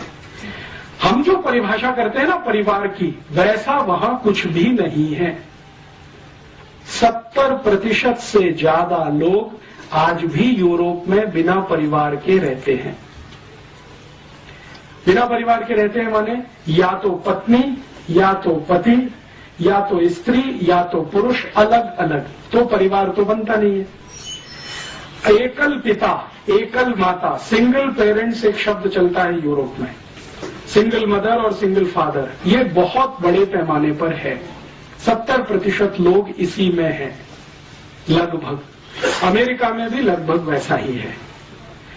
अब ये जो कुछ है 70% बिना परिवार के, तो वहां तो कुछ ऐसा है नहीं। परिवार का जो इंस्टीट्यूशन है, जिसकी मिनिमम क्वालिफिकेशन हम कुछ मानते हैं कि एक पति होनी चाहिए, एक पति होना चाहिए, एक पत्नी होना चाहिए, बच्चे होने चाहिए, माता पिता होने चाहिए, माने पति पत्नी के माता पिता होने चाहिए, आदि आदि, जैसी हमारी कल्पना है वैसा वहां कुछ नहीं है। वहां तो सिंगल पेरेंट्स हैं, आइदर स्त्री और पुरुष। अब जो है ऐसे इलाके में बच्चों की क्या स्थिति है, बच्चे कैसे हैं, तो बहुत आश्चर्य की बात है ये जानना और समझना कि पूरी की पूरी यूरोपियन सोसाइटी या यूरोपियन सभ्यता पैट्रियार्कियल है, पितृसत्तात्मक है। मातृ सत्तात्मक वहां कुछ भी नहीं है। जो कुछ भी है वो पिता के आसपास है, पिता के केंद्र में है। माता का कोई केंद्र पूरे यूरोप और अमेरिकी सभ्यता में नहीं है। प्लीज आप अगर चाहें तो इस हॉल से बाहर जाएं। प्लीज मैं आप दोनों से कह रहा हूं, आपसे मैं दोनों से कह रहा हूं, आप चाहें तो इस हॉल के बाहर चले जाएं, क्योंकि मुझे बोलने में बहुत तकलीफ हो रही है और दूसरों को सुनने में तकलीफ हो रही है। कम से कम आप यहाँ अमेरिकी सभ्यता का ये लक्षण पेश न करें कि आप इंडिविजुअल हैं और हम सब एक समाज के हैं।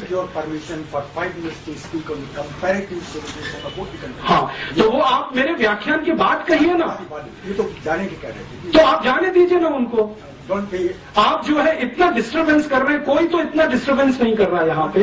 so hot in hot country. लेकिन आप जो है इतना ज्यादा क्यों मिसबिहेव कर रहे हैं? Don't be so hot in so hot country. आपका मिसबिहेवियर मुझे हॉट होने के लिए मजबूर कर रहा है। इतनी देर से मैं देख रहा हूँ कि आप दोनों अपनी गपशप कर रहे हैं, तो बाहर जाके करें। You are talking beside the topic. ये तो आप बाद में कह सकते हैं, ठीक है, लेकिन इस तरह से आप बाहर बैठकर बात करें, ये तो भारतीय सभ्यता के अनुकूल नहीं बैठता कहीं भी। दिस इज भारतीय अनुकूलता, दे आर टॉलरेटिंग। तो अगर आपको नॉनसेंस लगता है तो यहाँ से जाइए, आप यहाँ क्यों बैठे हैं? Because I am also belong to this country. हाँ, तो शांति से सुनिए उसको। अगर सुनना है तो शांति से सुनिए, उत्तर देना है तो शांति से दीजिए।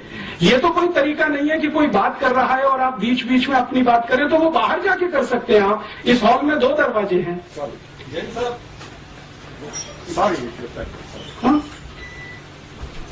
Sorry but talk to the topic.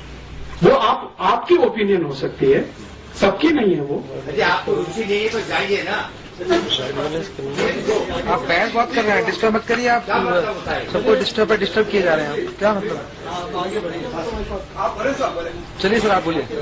मैं उनकी जो प्राइवेट लाइफ में परिवार की बात कर रहा था। परिवार जैसा कुछ बन नहीं पाया है आज तक। सिंगलटन सब कुछ है, एक माता है, एक पिता है और उसके साथ बच्चे चाहे तो हैं, नहीं तो ऑर्फनेज में है। ज्यादातर इस तरह की स्थिति है। तो परिवार की जैसी हमारी कल्पना है वैसा कुछ नहीं है। हम जब अपनी शब्दों को इस्तेमाल करते हैं तो कल्पना भी उसके साथ हमारी ही जुड़ती है। जैसे हम कहते हैं ना यूरोपियन परिवार, तो परिवार की हमारी परिभाषा वहां बैठती नहीं है। उनकी जो परिभाषा है उसमें वो एकल परिवार भी परिवार माना जाता है।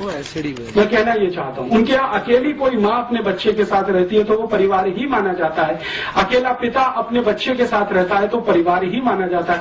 भारत में वो मान्यता नहीं है। भारत में तो माता पिता साथ में रहते हैं, बच्चे उनके साथ में हैं और सिर्फ माता ही पिता नहीं, उनके साथ दादा दादी भी है, नाना नानी भी है, चाचा चाची भी है, मौसा मौसी भी है, मामा मामी भी है। ये भी है तो हमारे परिवार का अंग बनता है। और इसी परिवार का एक बड़ा हिस्सा कुटुंब होता है, कुटुंब का बड़ा हिस्सा कुल हो जाता है, कुल का बड़ा हिस्सा वंश हो जाता है और वो आगे आगे बढ़ता चला जाता है। शुरू यहां से होता है हमारे यहाँ परिवार, लेकिन उनके यहाँ इस तरह का है नहीं। तो हम जब यूरोपियन परिवार या अमेरिकन परिवार कहना शुरू करते हैं तो गफलत वहीं पे हो जाती है। हम हमारे शब्दों को उनकी सभ्यता में जब फिट करने की कोशिश करते हैं तो उसमें कंफ्यूजन बहुत हो जाता है। तो अपने शब्दों को अपनी सभ्यता तक सीमित रखकर उनके शब्दों को इस्तेमाल करें तो अच्छा है। तो उनका शब्द है फैमिली। फैमिली माने परिवार नहीं होता। जो मैं ध्यान में लाना चाहता हूं वो ये, जब हम भाषांतर करते हैं तो बहुत बड़ा नुकसान करते हैं अपने साथ। जैसे भारत में हमने भाषांतर कर दिया, रिलीजन माने धर्म कर दिया। अब रिलीजन बिल्कुल अलग है। प्लेटो की जो डेफिनेशन है रिलीजन की, वो हमारे धर्म पर फिट ही नहीं बैठती कहीं। हम जब धर्म की बात करते हैं तो ये है कि जो धारण कर सके, धारण करने योग्य है, वो सब कुछ धर्म है। उनके यहां ये कहीं है ही नहीं, पूरी फिलॉसफी में नहीं है। धारण करने योग्य वहां कुछ है ही नहीं जिसे वो कहें। वो रिलीजन को क्या मानते हैं? आपने तिलक ऐसे लगाया, ऐसे लगाया, घंटा ऐसे बजाया, वैसे बजाया, अगरबत्ती लगाई कि मोमबत्ती जलाई, केक काटा के, ये उनके यहाँ सब कुछ रिलीजन में काम आता है कहने के लिए। हमारे यहाँ तो ये रिलीजन से बहुत दूर तक का इसका वास्ता नहीं है। इसको तो हम कर्मकांड के रूप में कहते हैं। धर्म तो बिल्कुल अलग है, कर्मकांड तो बिल्कुल अलग है। हम एक संप्रदाय वाले हैं तो हम एक तरह के कर्मकांड करेंगे, एक दूसरे संप्रदाय वाले दूसरे तरह का कर्मकांड करेंगे। दक्षिण में आप चले जाइए, कई लोग ऐसे हैं जो इस तरह से तिलक लगाते हैं, कई लोग ऐसे हैं जो इस तरह से तिलक लगाते हैं, लेकिन वो रिलीजन का हिस्सा नहीं है हमारे यहाँ, वो हमारे यहाँ कर्मकांड का हिस्सा है। तो उनके यहाँ का रिलीजन हमारे यहाँ का धर्म नहीं है, उनके यहाँ की फैमिली हमारे यहाँ का परिवार नहीं है। हमने क्या किया है, भाषा की सहूलियत के लिए भाषांतर के रूप में इन शब्दों को इस्तेमाल करना शुरू किया है और उससे बहुत कुछ गलतियां हम करते हैं और वो हमारी उन गलतियों पे हंसते हैं। हम जब फैमिली प्लानिंग की बात करते हैं ना, तो हमारे यहाँ तो फैमिली है नहीं, उसको प्लान क्या करें। उनके यहाँ फैमिली है तो उसको प्लान करना है। हमारे यहाँ तो परिवार है, उनके यहाँ तो परिवार नहीं है, फैमिली है। तो फैमिली प्लानिंग पूरा एक पॉलिसी के रूप में जब इस देश में चले तो हास्यास्पद ही दिखाई देता है।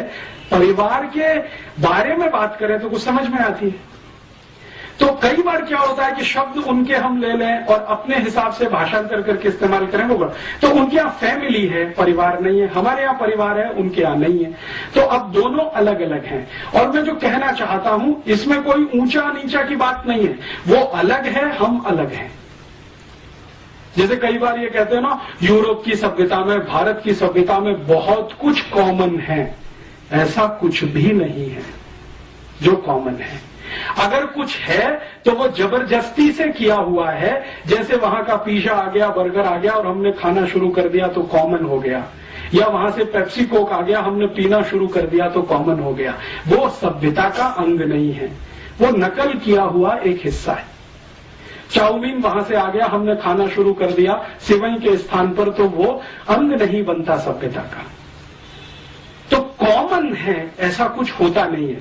किसी भी सिविलाइजेशन में कोई भी सभ्यता में दुनिया में आप जाइए, कुछ भी कॉमन नहीं होता है, नहीं तो सभ्यता ही नहीं बनती है। सभ्यताएं बनती ही इसलिए हैं कि वहां कुछ अलग है, यहां कुछ अलग है, और संस्कृति उसका एक छोटा सा हिस्सा होती है। सभ्यता कुछ बड़ी चीज है, संस्कृति उसमें छोटा सा कुछ हिस्सा जैसा है। सभ्यता और संस्कृति का अगर अंतर समझना चाहें तो भारत के हिसाब से, यूरोप में तो ये अंतर भी नहीं है, यहां के हिसाब से मैं एक उदाहरण आपको देता हूं। आपको अगर मैं ये कहूं कि कोई माँ है या बहन है, वो बंगाली तरह से साड़ी पहने हुए है, तो तुरंत आपके दिमाग में कोई पिक्चर घूमता है। बंगाली तरीका क्या है साड़ी पहनने का? कुछ है। फिर इसी तरह से मैं कहता हूं कोई एक माँ है, बहन है, वो आसामी तरीके से कोई साड़ी पहनी हुई है, तो तुरंत आपके दिमाग में एक पिक्चर बनता है कि आसामी तरीका कोई है साड़ी पहनने का। फिर मैं कहता हूं कोई गुजराती तरीके से माँ और बहन साड़ी पहनकर खड़ी हुई है, तो तुरंत आपके दिमाग में कोई एक इमेज आती है, एक तरीका है गुजराती साड़ी पहनने का। फिर वो पंजाबी है। तो ऐसे अगर 8-10 राज्यों के मैं नाम लूं और आपसे कहूं कि देखो ये गुजराती साड़ी है, ये मराठी साड़ी है, ये बंगाली है, ये आसामी है, ये मणिपुरी है, ये आदि आदि इस तरह की साड़ियां हैं, तो ये जो अलग अलग तरीके हैं साड़ियों को पहनने के, ये है संस्कृति, और ये जो साड़ी है वो है सभ्यता। तो सभ्यता और संस्कृति का जो अंतर है वो कुछ इस तरह का है। सिविलाइजेशन है साड़ी, और तरीके जो उसको पहनने के हैं वो है हमारी संस्कृति। तो भारतीयता में, सभ्यता और संस्कृति में जो परिवार की बात है वो में कुछ अलग तरीके की, हमारी उनकी अलग तरीके की। तो अब उनकी जो फैमिली है वो कैसी है? फैमिली ये है कि पैट्रियार्कियल, मैंने आपसे कहा, पिता है वो सर्वोच्च है, और पिता की हैसियत जज के जैसी है। माने एक बार उसने कोई फैसला सुना दिया, वो सुप्रीम है, वो रिकंसीडर नहीं होता। लगभग 2000 साल पूरे यूरोप में सन 1950 से लेकर पहली शताब्दी तक यूरोप के सभी परिवारों में पिता सर्वोच्च है, 1950 तक।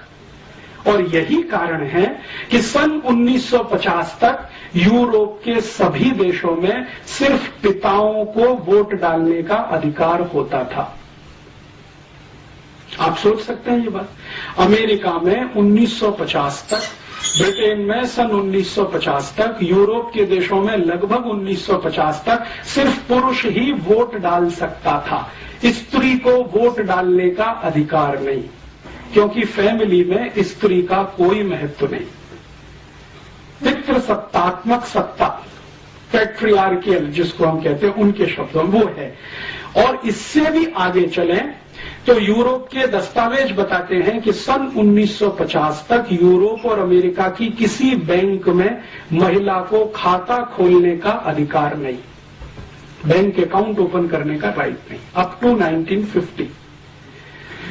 तो महिलाओं को वोट डालने के अधिकार मिलने चाहिए और महिलाओं को बैंक में खाता खोलने का अधिकार मिलना चाहिए। इस पर एक जबरदस्त आंदोलन शुरू हुआ फ्रांस से, और उस आंदोलन की नेत्री थी सिमोन द बोवार, और उसका सबसे बड़ा नारा था कि जो पुरुष को अधिकार है वोट देने का, बैंक अकाउंट खोलने का, संपत्ति का मालिक होने का, वो अधिकार महिलाओं को मिलना चाहिए। और ये आंदोलन बहुत लंबे समय तक चला।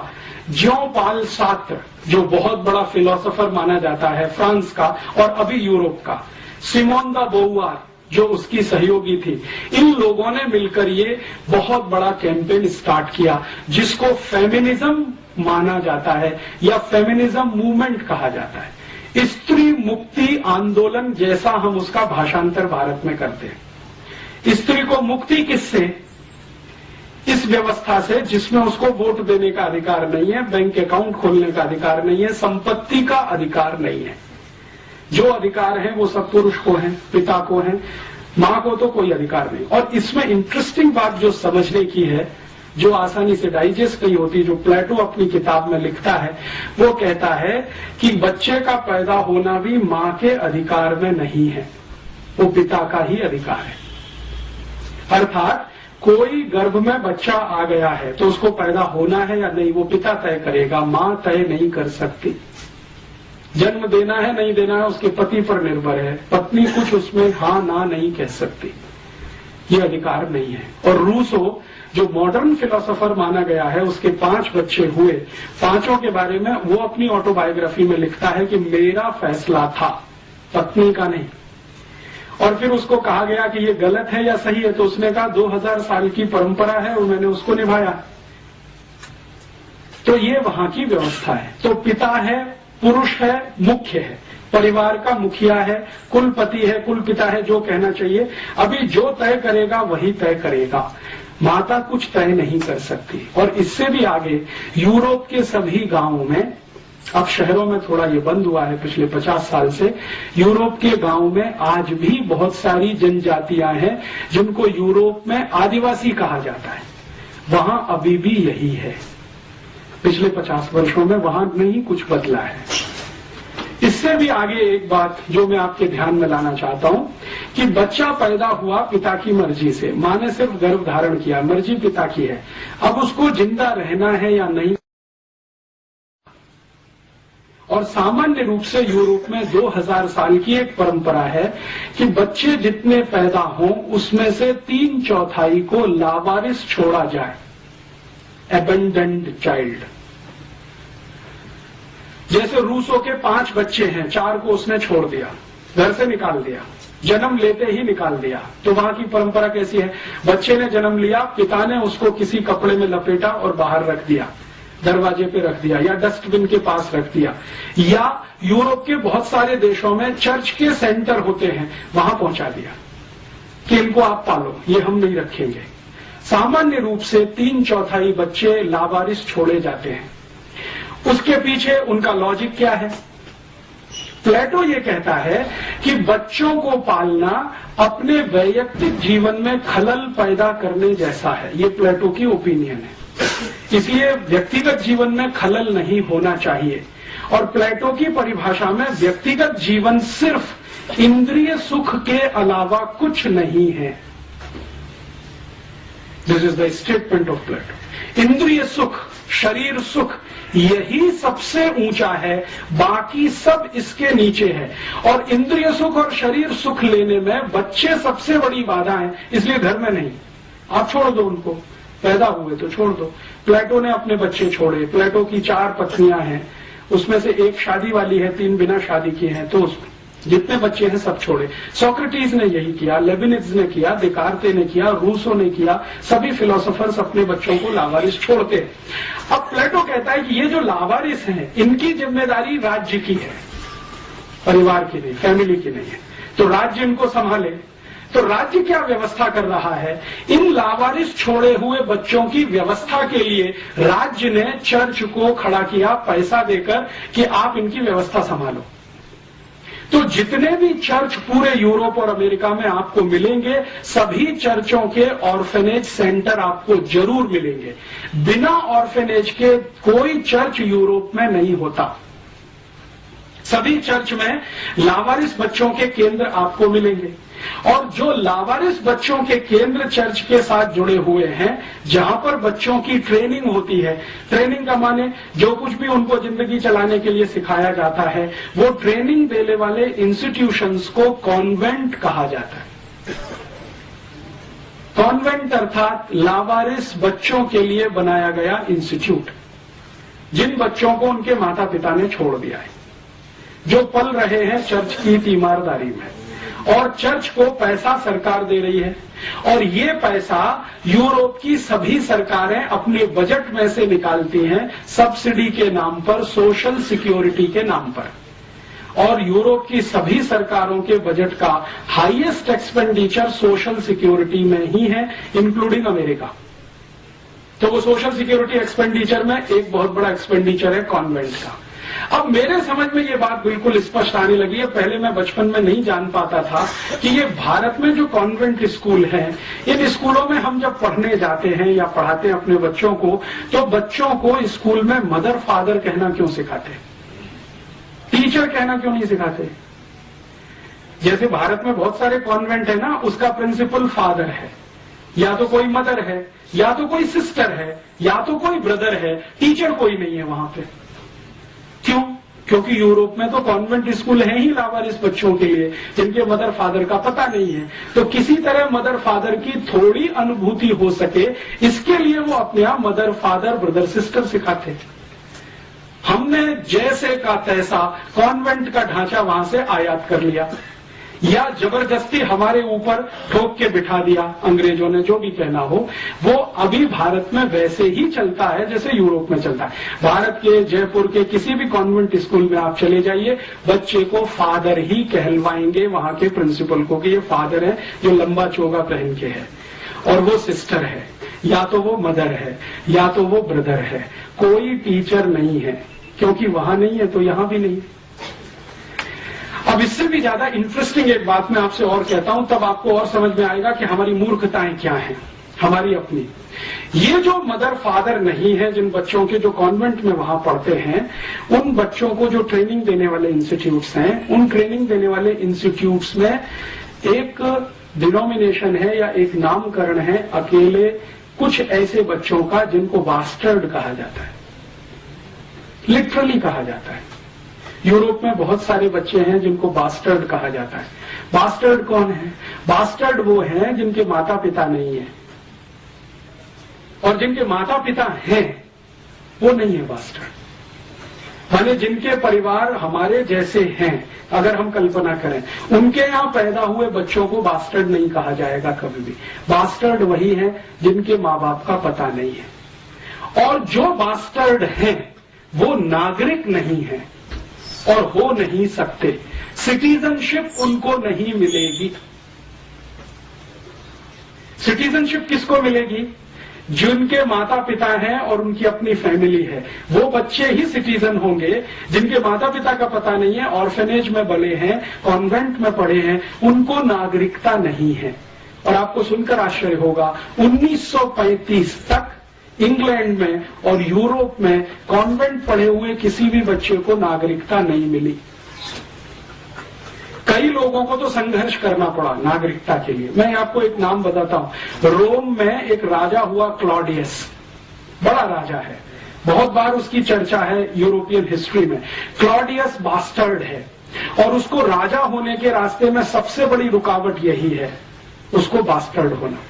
तो वो क्या करता है? उसको राजा होना है, वो जानता है कि मेरे अंदर कुछ काबिलियत है, मैं मारपीट कर सकता हूं, गुंडागर्दी कर सकता हूं, किसी को जीत सकता हूं, किसी को हरा सकता हूं। तो इस तरह की काबिलियत उसको लगती है अपने में, तो राजा होने की मन में कल्पना है। तो अब उसको रास्ता कैसे क्लियर करे?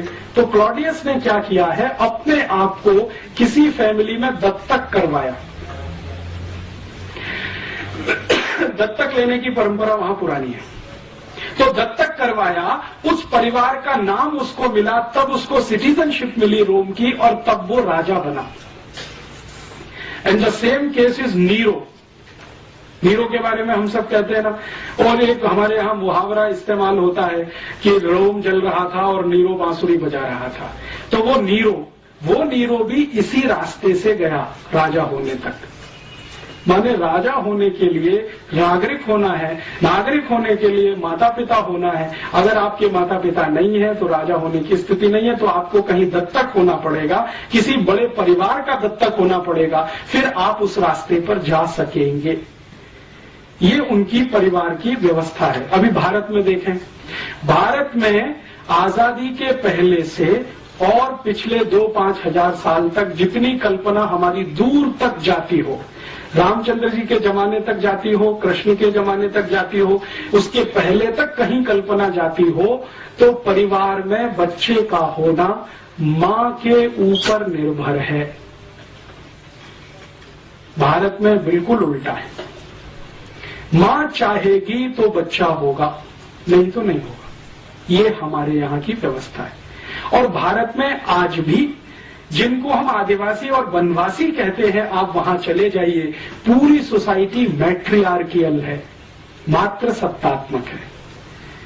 नॉर्थ ईस्ट में आप जाएंगे, आसाम के ऊपर कहीं भी, नागालैंड, मिजोरम, मणिपुर, त्रिपुरा, सिक्किम, वहां आपको सब कुछ दिखाई देगा मां के इर्द गिर्द घूमता हुआ।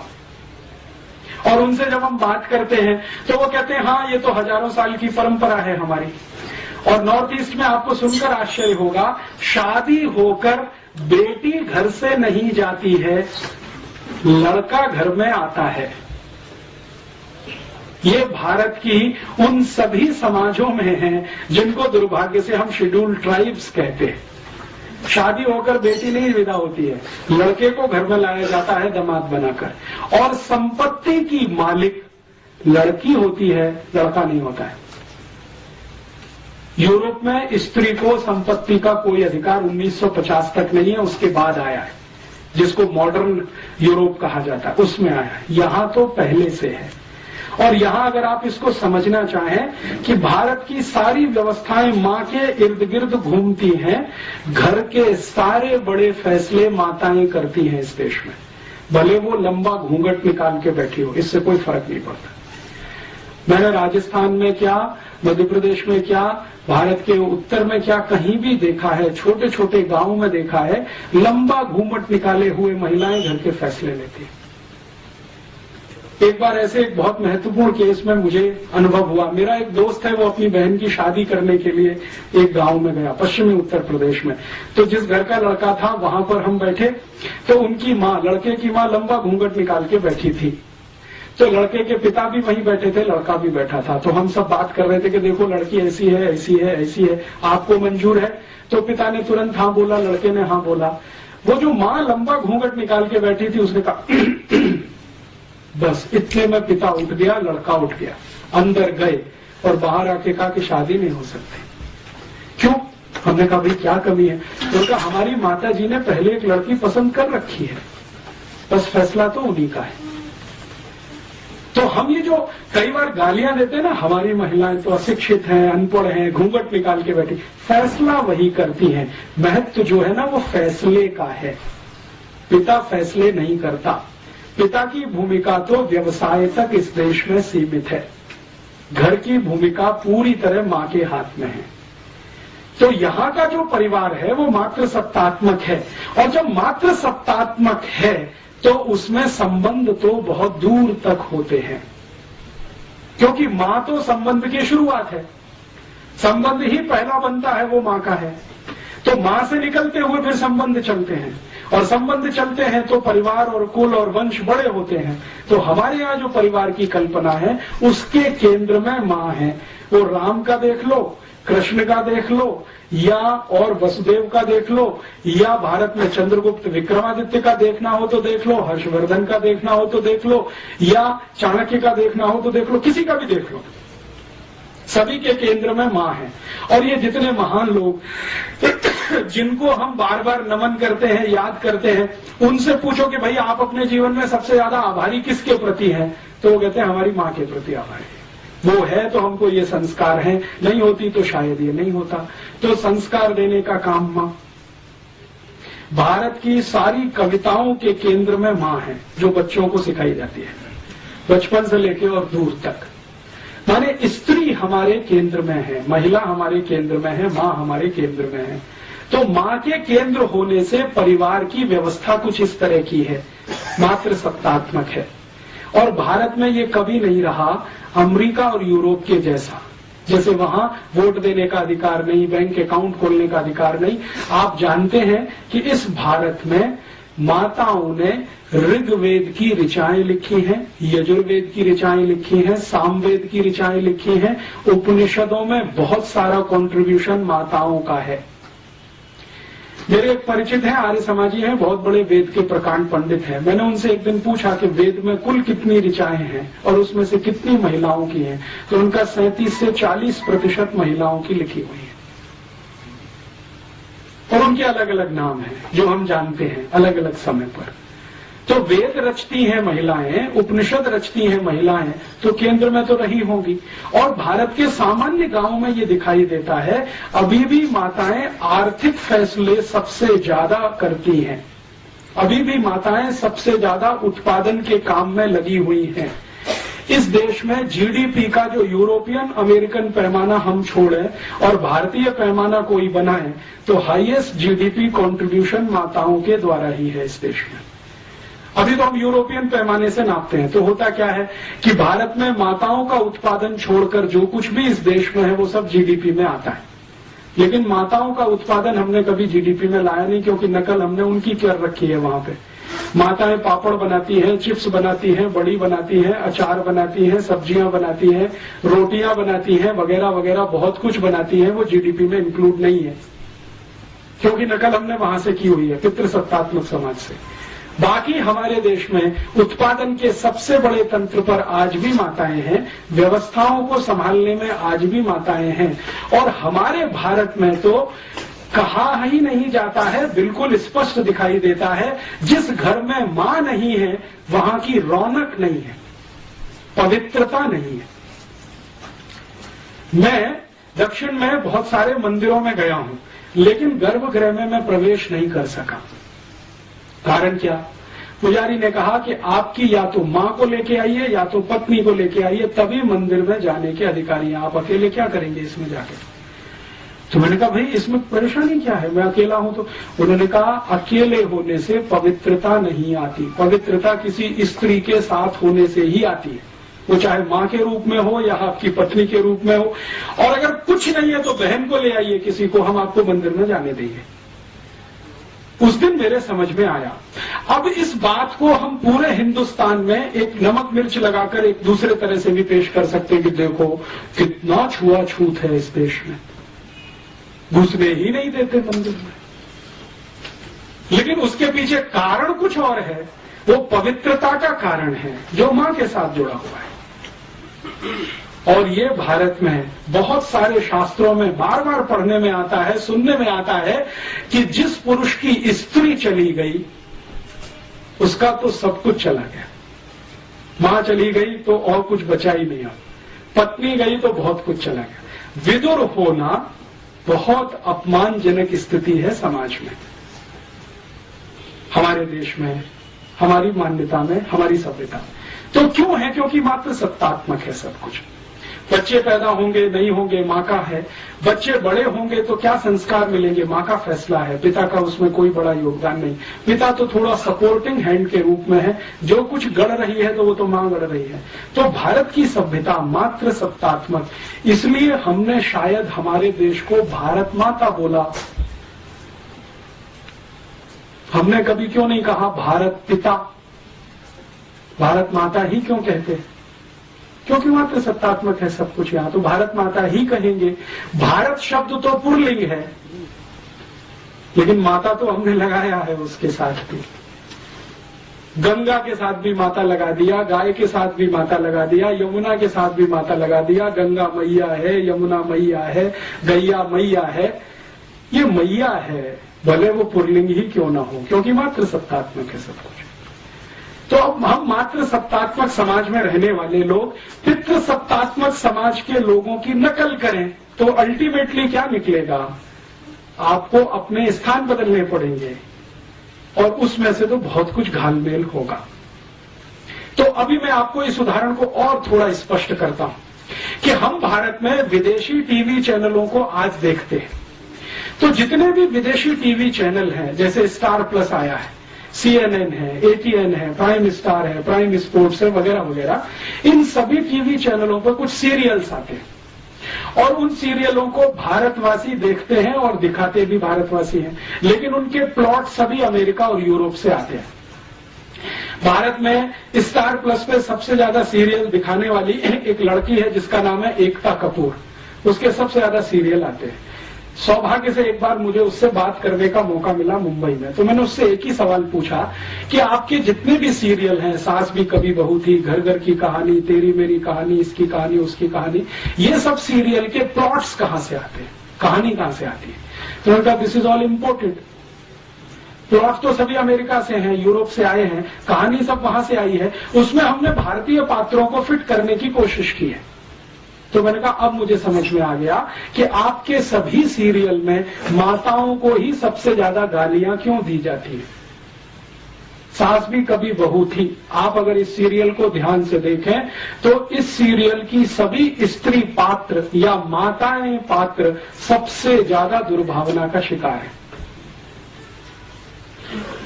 ऐसे ही कसौटी जिंदगी की या कहानी घर घर की, कोई भी सीरियल देखें, ये सभी सीरियलों को मैं देख नहीं पाता हूं, लेकिन इनकी स्टोरी जरूर पढ़ता हूं मैं। कभी अखबार में आती है, कभी मैगजीन में। तो उन सब सीरियलों में एक माता दूसरे के खिलाफ षड्यंत्र कर रही है, दूसरी तीसरे के खिलाफ, तीसरी चौथी के खिलाफ, ननद भाभी के खिलाफ, भाभी ननद के खिलाफ, माता जो है किसी और के। इसी तरह के षड्यंत्र षड्यंत्र षड्यंत्र माताओं के बीच में सबसे ज्यादा, पुरुषों में कुछ कम, क्योंकि ये सब इंपोर्टेड प्लॉट्स हैं, यूरोप से आए हैं अमेरिका। तो वहां तो माता तो कुछ है नहीं, तो उसके खिलाफ षड्यंत्र भी हो तो कोई महत्व की बात नहीं। यहां तो बहुत कुछ उसी पर निर्भर है, लेकिन हमने चूंकि आयातित किया हुआ है, उसको हिंदुस्तान का थोड़ा मिर्च मसाला लगा के पेश किया हुआ है, तो सभी सीरियल उसी तरह के दिखाई देते हैं इससे। चूंकि हम अगर अपनी सभ्यता को ध्यान में रख के कोई सीरियल बनाएं और अपनी मान्यताओं को ध्यान में रख के बनाएं, तो इसके बिल्कुल विपरीत बनेंगे जो आज हम देख रहे हैं या दिखाए जा रहे हैं। अच्छा, मैंने जब इनको कहा कि एकता कपूर को कि आप कोई भारतीय मान्यताओं के आधार पर भी, तो उनका आप प्लॉट बना के दे दीजिए, हमारी दिमाग में तो आता नहीं है, क्योंकि हमने तो जो पढ़ा लिखा है वो सब कुछ इसी तरह का है, मॉडर्निज्म का, यूरोपियनिज्म का, अमेरिकनिज्म। एकता कपूर यूरोप में पढ़ के आई है, थोड़े दिन अमेरिका में रह के आई है, तो वो कहती है कि ज्यादा कुछ हम जो देखते रहे वो यहाँ पे बनाते हैं। तो इस तरह का होता है, जब आप अंधानुकरण करते हैं, बिना सोचे समझे नकल करते हैं, तो इस तरह का उसमें से कुछ निकलता है। फिर हम अपना सिर पीटते हैं, अरे हमारी संस्कृति का नाश हो रहा है, सभ्यता का नाश हो रहा है। वो तो होगा ही, क्योंकि बिना सोचे समझे तो आप ये सब कर ही रहे हैं। कोई विचार तो होता नहीं, कोई बहस तो होती नहीं, कोई मुहाविसा तो होता नहीं इस देश में, ऐसे ही चलता जाता है। तो एक मात्र सत्तात्मक समाज हमारा, एक पितृ सत्तात्मक समाज उनका। अब कौन अच्छा कौन बुरा इसमें नहीं जाना चाहिए, वो अलग हम अलग। अब अलग अलग मान्यता और सभ्यता के लोग अलग अलग मान्यता और सभ्यता के ही कार्य करेंगे, तभी कुछ अच्छा होगा, नहीं तो उसमें से कुछ खराब ही निकलेगा। घालमेल करेंगे, फ्यूजन करेंगे तो खिचड़ी बनेगा। इस तरह का यूरोप और अमेरिकन समाज है। इसमें और भी बहुत सारी बातें हैं, जैसे उदाहरण के लिए एक बात यह है कि ये जो लावारिस बच्चे हैं, फिर ये कहां जाते हैं अंत में, यूरोप में, तो ये अंत में गुलाम बन के काम में आते हैं।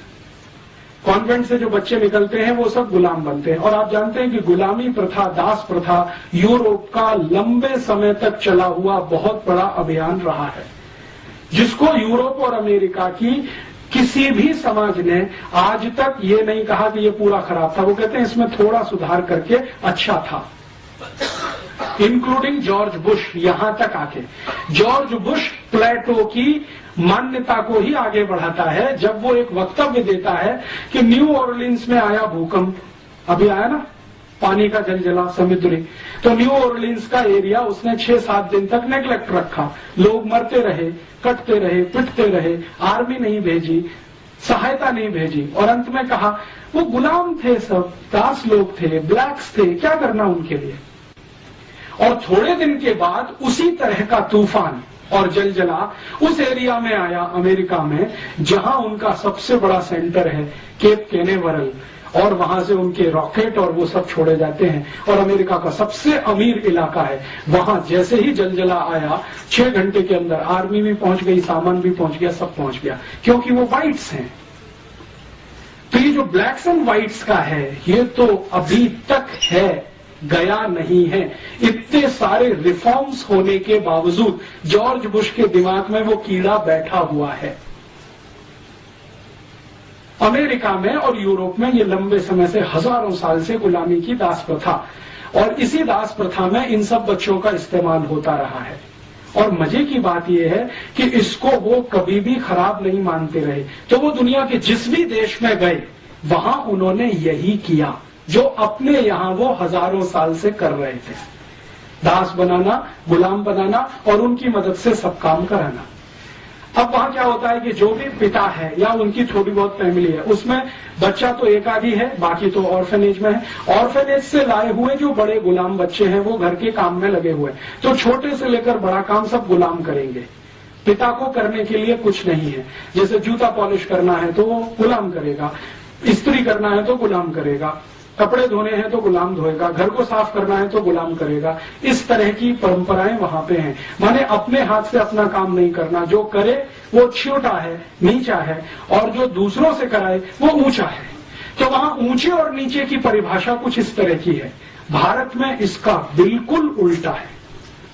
यहां क्या है, जो अपने हाथ से अपने सारे काम करे वो ऊंचा है, और दूसरों से कराए तो वो सबसे ज्यादा शोषण कर रहा है। हम उसको गाली ही देते हैं। तो भारतीयता में क्या होता है, मैंने ऐसे इस देश के सैकड़ों करोड़पतियों को देखा है जो अपने घर में खुद झाड़ू लगा लेते हैं, अपने कपड़े खुद साफ कर लेते हैं, खुद नहा लेते हैं, खुद दांत साफ कर लेते हैं। आप कल्पना नहीं कर सकते, यूरोप में जो अमीर ज़्यादे रहे हैं 1950 तक उनके दांतों पे ब्रश भी गुलाम ही चलाते रहे, दांतों पे ब्रश। तो वो जब अमीरजादे यहाँ वॉयसराय बन के आते हैं और यहाँ जब रहना शुरू करते हैं तो यहाँ भी वही परंपरा डालते हैं। जैसे उदाहरण में हमारा राष्ट्रपति भवन, ये एक अंग्रेज वॉयसराय का घर है, तो बहुत साल तक तो अंग्रेज वॉयसराय रहा जिसको राष्ट्रपति मानते थे। तो आप अगर चले जाएं राष्ट्रपति भवन में तो ऐसे दासों की, गुलामों की फौज आपको वहां मिलेगी जिनकी संख्या 4,500 है। राष्ट्रपति भवन में ऐसे कई गुलाम नौकर हैं जो राष्ट्रपति की बूट पॉलिश के लिए हैं, राष्ट्रपति के कपड़े पे इस्त्री करने के लिए हैं, राष्ट्रपति के ब्रश पर पेस्ट निकाल कर देने के लिए हैं, राष्ट्रपति की मेज सजाने के लिए हैं। एक राष्ट्रपति हैं और व्यक्तिगत रूप से 835 कर्मचारी हैं। और दुर्भाग्य इस देश का या सौभाग्य कि इस समय जो राष्ट्रपति हैं वो भारतीयता वाले हैं। वो कहते हैं इनकी मुझे जरूरत नहीं, निकाल बाहर करो। तो सरकार कहती है जी ये प्रोटोकॉल है, हम नहीं निकाल सकते किसी को।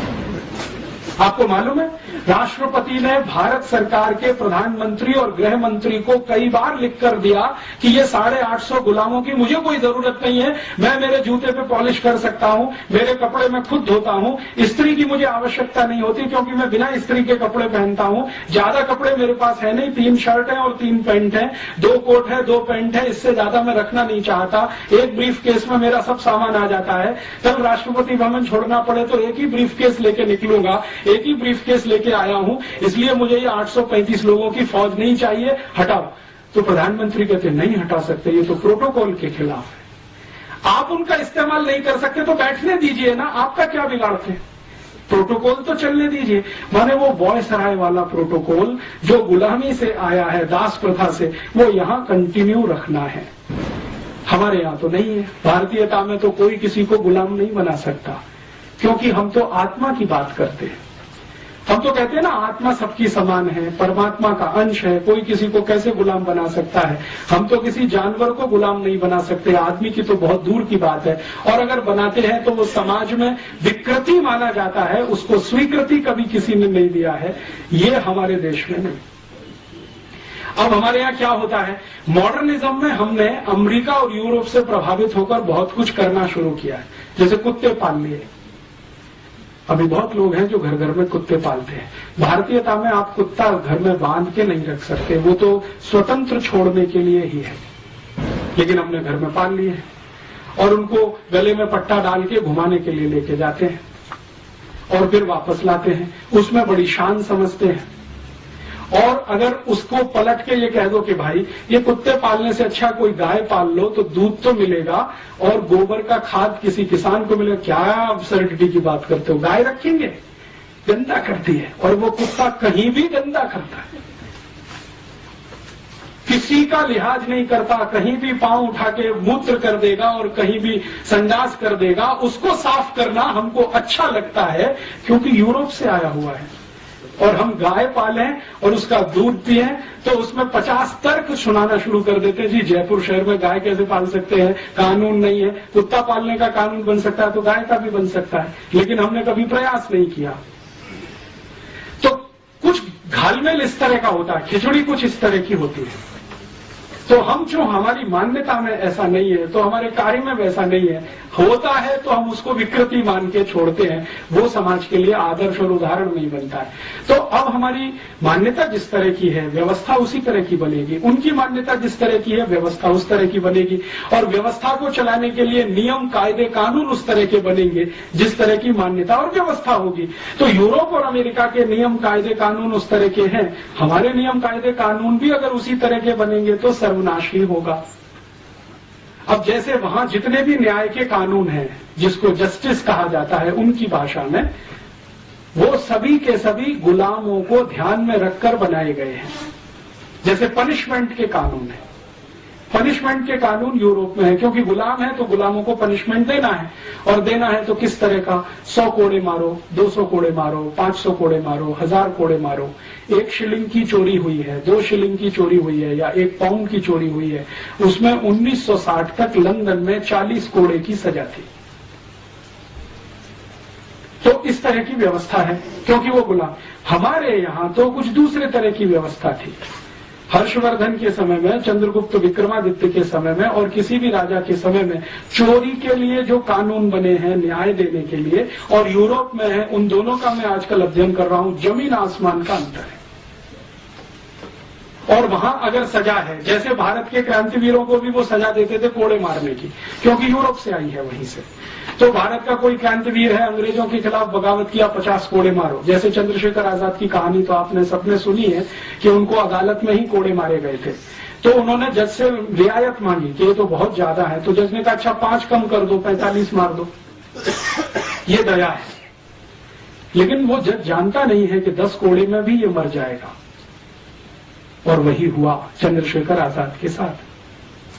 तो जो न्यायाधीश बैठा था कुर्सी पर, वो कहे कि मैं क्या करूं, मुझे तो जो लॉ मिला है उसके आधार पर मैंने फैसला दिया है। अब इसमें प्रेम, दया, करुणा कहां से फिट बैठती है मेरे समझ में नहीं आता। भारतीयता की नजर से मैं नहीं देख सकता, क्योंकि मुझे कानून ऐसा मिला है पालन करने के लिए। तो चंद्रशेखर के केस में जज की यह टिप्पणी, वो कहता है कि भारतीयता की नजर से देखूं तो ये बहुत बड़ा जुर्म है जो मैंने किया, कि उसको मैंने 50 कोड़े की सजा दी, बाद में 5 घटा के 45 कर दिया। लेकिन चंद्रशेखर को जब 10 कोड़े पड़े हैं तो वो बेहोश हो गए। तो बेहोशी के बाद इंतजार किया है जज ने, दोबारा होश आने पर बाकी 40 कोड़े मर गए, 45। तो हम कहते हैं जी बहुत अत्याचार है, लेकिन वो कहते हैं ये तो हमारे यहाँ सामान्य व्यवहार है। इसी तरह से हम सजा देते हैं यूरोप में अपने गुलामों को, तो यही भारत में कर रहे हैं। इसी तरह से भारत के क्रांतिवीरों को सजाएं देने के तरीके जो गुलामों को वहां यूरोप में बर्फ की सिल्ली पे लिटा देना और उसको पीठ पर पीछे से डंडे से मारना, ये this is typical European style. Europe में बर्फ बहुत है, जमीन पे लिटा दिया, पीछे से बैत से मार रहे हैं, यही भारत में वो लेके आए। और विनायक दामोदर सावरकर को पहली बार जब अरेस्ट किया है तो उनको यही दंड है, बर्फ की सिल्ली पे लिटाकर पीछे से केन से मारना, जब तक बेहोश ना हो जाए तब तक मारना। तो ये जो कुछ भी वो कर रहे हैं यहां, हमको ऐसा लगता है अत्याचार कर रहे हैं क्योंकि हमारी मान्यता के, वो कहते हैं कि हम तो न्याय दे रहे हैं क्योंकि उनकी मान्यता के। तो झगड़ा यही है, और इसी झगड़े को गांधी जी ने सभ्यता का झगड़ा बताया। और गांधी जी ने ये जो कहा कि ये शैतानी सभ्यता है, शायद वो यही सब कारण से, वो कहते हैं ये शैतान से भी गिरे हुए हैं। तो अब हमें यह तय करना है कि जो शैतानी सभ्यता गांधी जी बोल गए और जो दिखाई भी देती है उनके दस्तावेजों में, उसको अंधानुकरण करें या अपनी सभ्यता, अपनी संस्कृति और अपनी मान्यताओं के पीछे चलें। ये बड़ा प्रश्न इस समय हमारे देश में है। फिर हम ये कह सकते हैं कि हाँ, भारतीय सभ्यता में सब कुछ अच्छा है क्या, संस्कृति में सब कुछ अच्छा है? नहीं है, बहुत कुछ खराब है, क्योंकि सभी सभ्यताओं में बहुत कुछ खराब होता है, बहुत कुछ अच्छा होता है। तो हमारी सभ्यता संस्कृति में भी बहुत कुछ खराब आ गया है, शायद वो नकल से आया हो। सबसे बड़ी खराबी अपनी सभ्यता में जो पिछले 200, 250, 500 वर्षों में आई है, या शायद ज्यादा आ गई हो, कि हमने जातियों के आधार पर ऊंच नीच कर दिया इस देश में। ये अपर कास्ट है, ये लोअर कास्ट है, ये बैकवर्ड क्लास है, ये फॉरवर्ड क्लास है, ये ब्राह्मण है, ये चमार है, ये चमार नीचा है, ब्राह्मण ऊंचा है, क्योंकि चमार हाथ से काम करता है, ब्राह्मण दिमाग से काम करता है। ये जो ऊंच नीच है, ये शायद हमारी सभ्यता की सबसे बड़ी बुराई हो।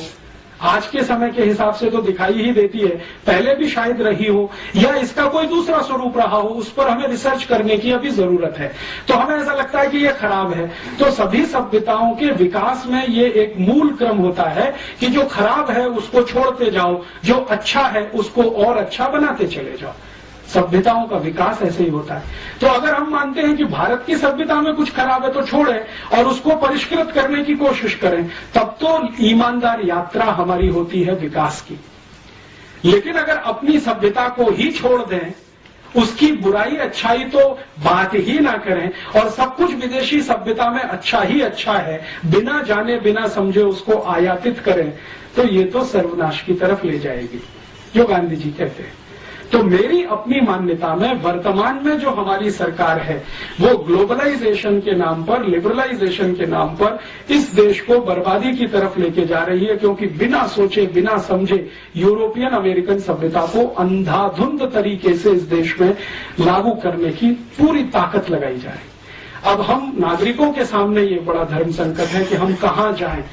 अगर हमको ये तय करना है कि हम हमारी सभ्यता संस्कृति के साथ जाएं तो पूरी हिम्मत और ताकत के साथ इसको सामूहिक रूप से कहना पड़ेगा। और या तो हम समूह के रूप में ये तय कर लें कि हमको अमरीकी होना ही अच्छा है, जैसे पंडित नेहरू मानते हैं और आज के प्रधानमंत्री भी मानते हैं कि हम यूरोपियन हो जाएं, अमेरिकन हो जाएं, उसी में हमारी भलाई है। तो पूरा समाज ईमानदारी के साथ अमरीकी और यूरोपीय हो जाए, मुझे उसमें कोई बुराई नहीं लगती। या तो हम ईमानदारी से अमरीकी यूरोपीय हो जाएं या ईमानदारी से भारतीय रह जाएं। ये जो बीच की खिचड़ी है, क्योंकि फ्यूजन कहीं नहीं होता है, हो नहीं सकता है, सभ्यताओं में तो नहीं हो सकता है। तो फ्यूजन करने की कोशिश करेंगे तो उसमें से कोई अभीष्ट नहीं निकलेगा, हमारे लायक नहीं होगा। इतना ही कहकर इस व्याख्यान को मैं विराम देता हूं और इस व्याख्यान की मदद से एक नया प्रश्न मैं इस समाज में खड़ा करना चाहता हूं कि हमको जाना किधर है, ये तय करें। यूरोप अमेरिका जैसा होना है तो पूरी ताकत से बने, और भारतीय होना है तो पूरी ताकत से इधर आए। समाज के स्तर पर यह तय करने की जरूरत है, क्योंकि राजनीति इसे तय करने में समर्थ नहीं है। राजनीति समर्थ क्यों नहीं है? क्योंकि वो नितांत स्वार्थ में डूब चुकी है, और जब नितांत स्वार्थ में कोई डूब जाता है तो समाज को दिशा नहीं दे सकता। तो ये समाज को ही तय करना है और समाज का हिस्सा राजनीति बने, ऐसी मेरी अपेक्षा है। हमारा समाज राजनीति को निर्देशित करे, दिशा निर्धारित करे, अपने स्तर पर तय करके, ऐसी अपेक्षा के साथ मैं विदा लेता हूं। और आप सब थोड़े से नागरिकों के बीच में ये कहा, क्योंकि आप सोचते हैं, समझते हैं, और न सिर्फ सोचते समझते हैं बल्कि पढ़ सकते हैं। मैंने इतने सारे रेफरेंसेस दिए, आप चाहें तो प्लेटो को पढ़ सकते हैं, उसकी पुस्तकें यहाँ उपलब्ध हैं, रिपब्लिक भी उपलब्ध है और उसकी सब लिखी हुई है, जयपुर में मिलती है। सोक्रेटिस को पढ़ सकते हैं, लेविनिज, दिकार्ते, किसको भी पढ़ना हो, रूसो को पढ़ना हो तो वो भी यहाँ उपलब्ध है। जयपुर में बहुत सारी लाइब्रेरीज हैं, आप उनमें जाके निकाल सकते हैं। और ये जो दूसरे रेफरेंस मटेरियल्स हैं वो मैं आपको दे सकता हूं, क्योंकि बहुत सारे डॉक्यूमेंट्स हमने कलेक्ट किए हैं, उनके आधार पर हम थोड़ी छोटी कुछ सीडी बना रहे हैं, कुछ कैसेट्स बना रहे हैं, कुछ पुस्तकें बना रहे हैं, कभी भी आपको मिल सकती है। लेकिन इस बहस को फिर से शुरू करना है जो गांधी जी 1909 में कह गए कि यूरोपियन सभ्यता शैतानी है, अगर फंसे तो सर्वनाश है, निकले तो जीत है, ये गांधी जी मानते थे। मैं अभी उसको मानने लगा हूं पिछले कुछ वर्षों से, क्योंकि मैंने वो देखना शुरू किया है जो गांधी जी आज से 100 साल पहले देखकर चले गए। इतनी विनम्रता के साथ आपका आभार, धन्यवाद। और इस विषय पर हम आगे चाहें तो इससे भी ज्यादा और गहरी बात हो सकती है, इससे भी ज्यादा और गहरा कोई आपके बीच में मैं बात करने के लिए फिर से आ सकता हूं। लेकिन एक बार मन बने, मानसिकता तैयार हो इस तरह का सुनने की, और सुनने की ही नहीं, बुनने की, चिंतन करने की, तो शायद आने वाले समय में मुझे भी मजा आएगा, आपको और ज्यादा मजा आएगा। आभार। ऐसा बातें सबको विजय थे, सबको जैसा है।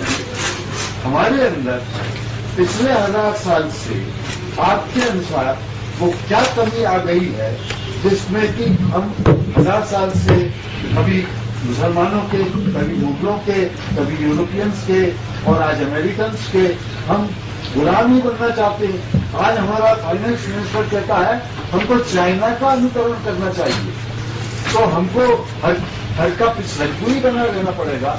हमारे को चाइना का, अब यूरोप को छोड़कर चाइना का अनुकरण करने लगे।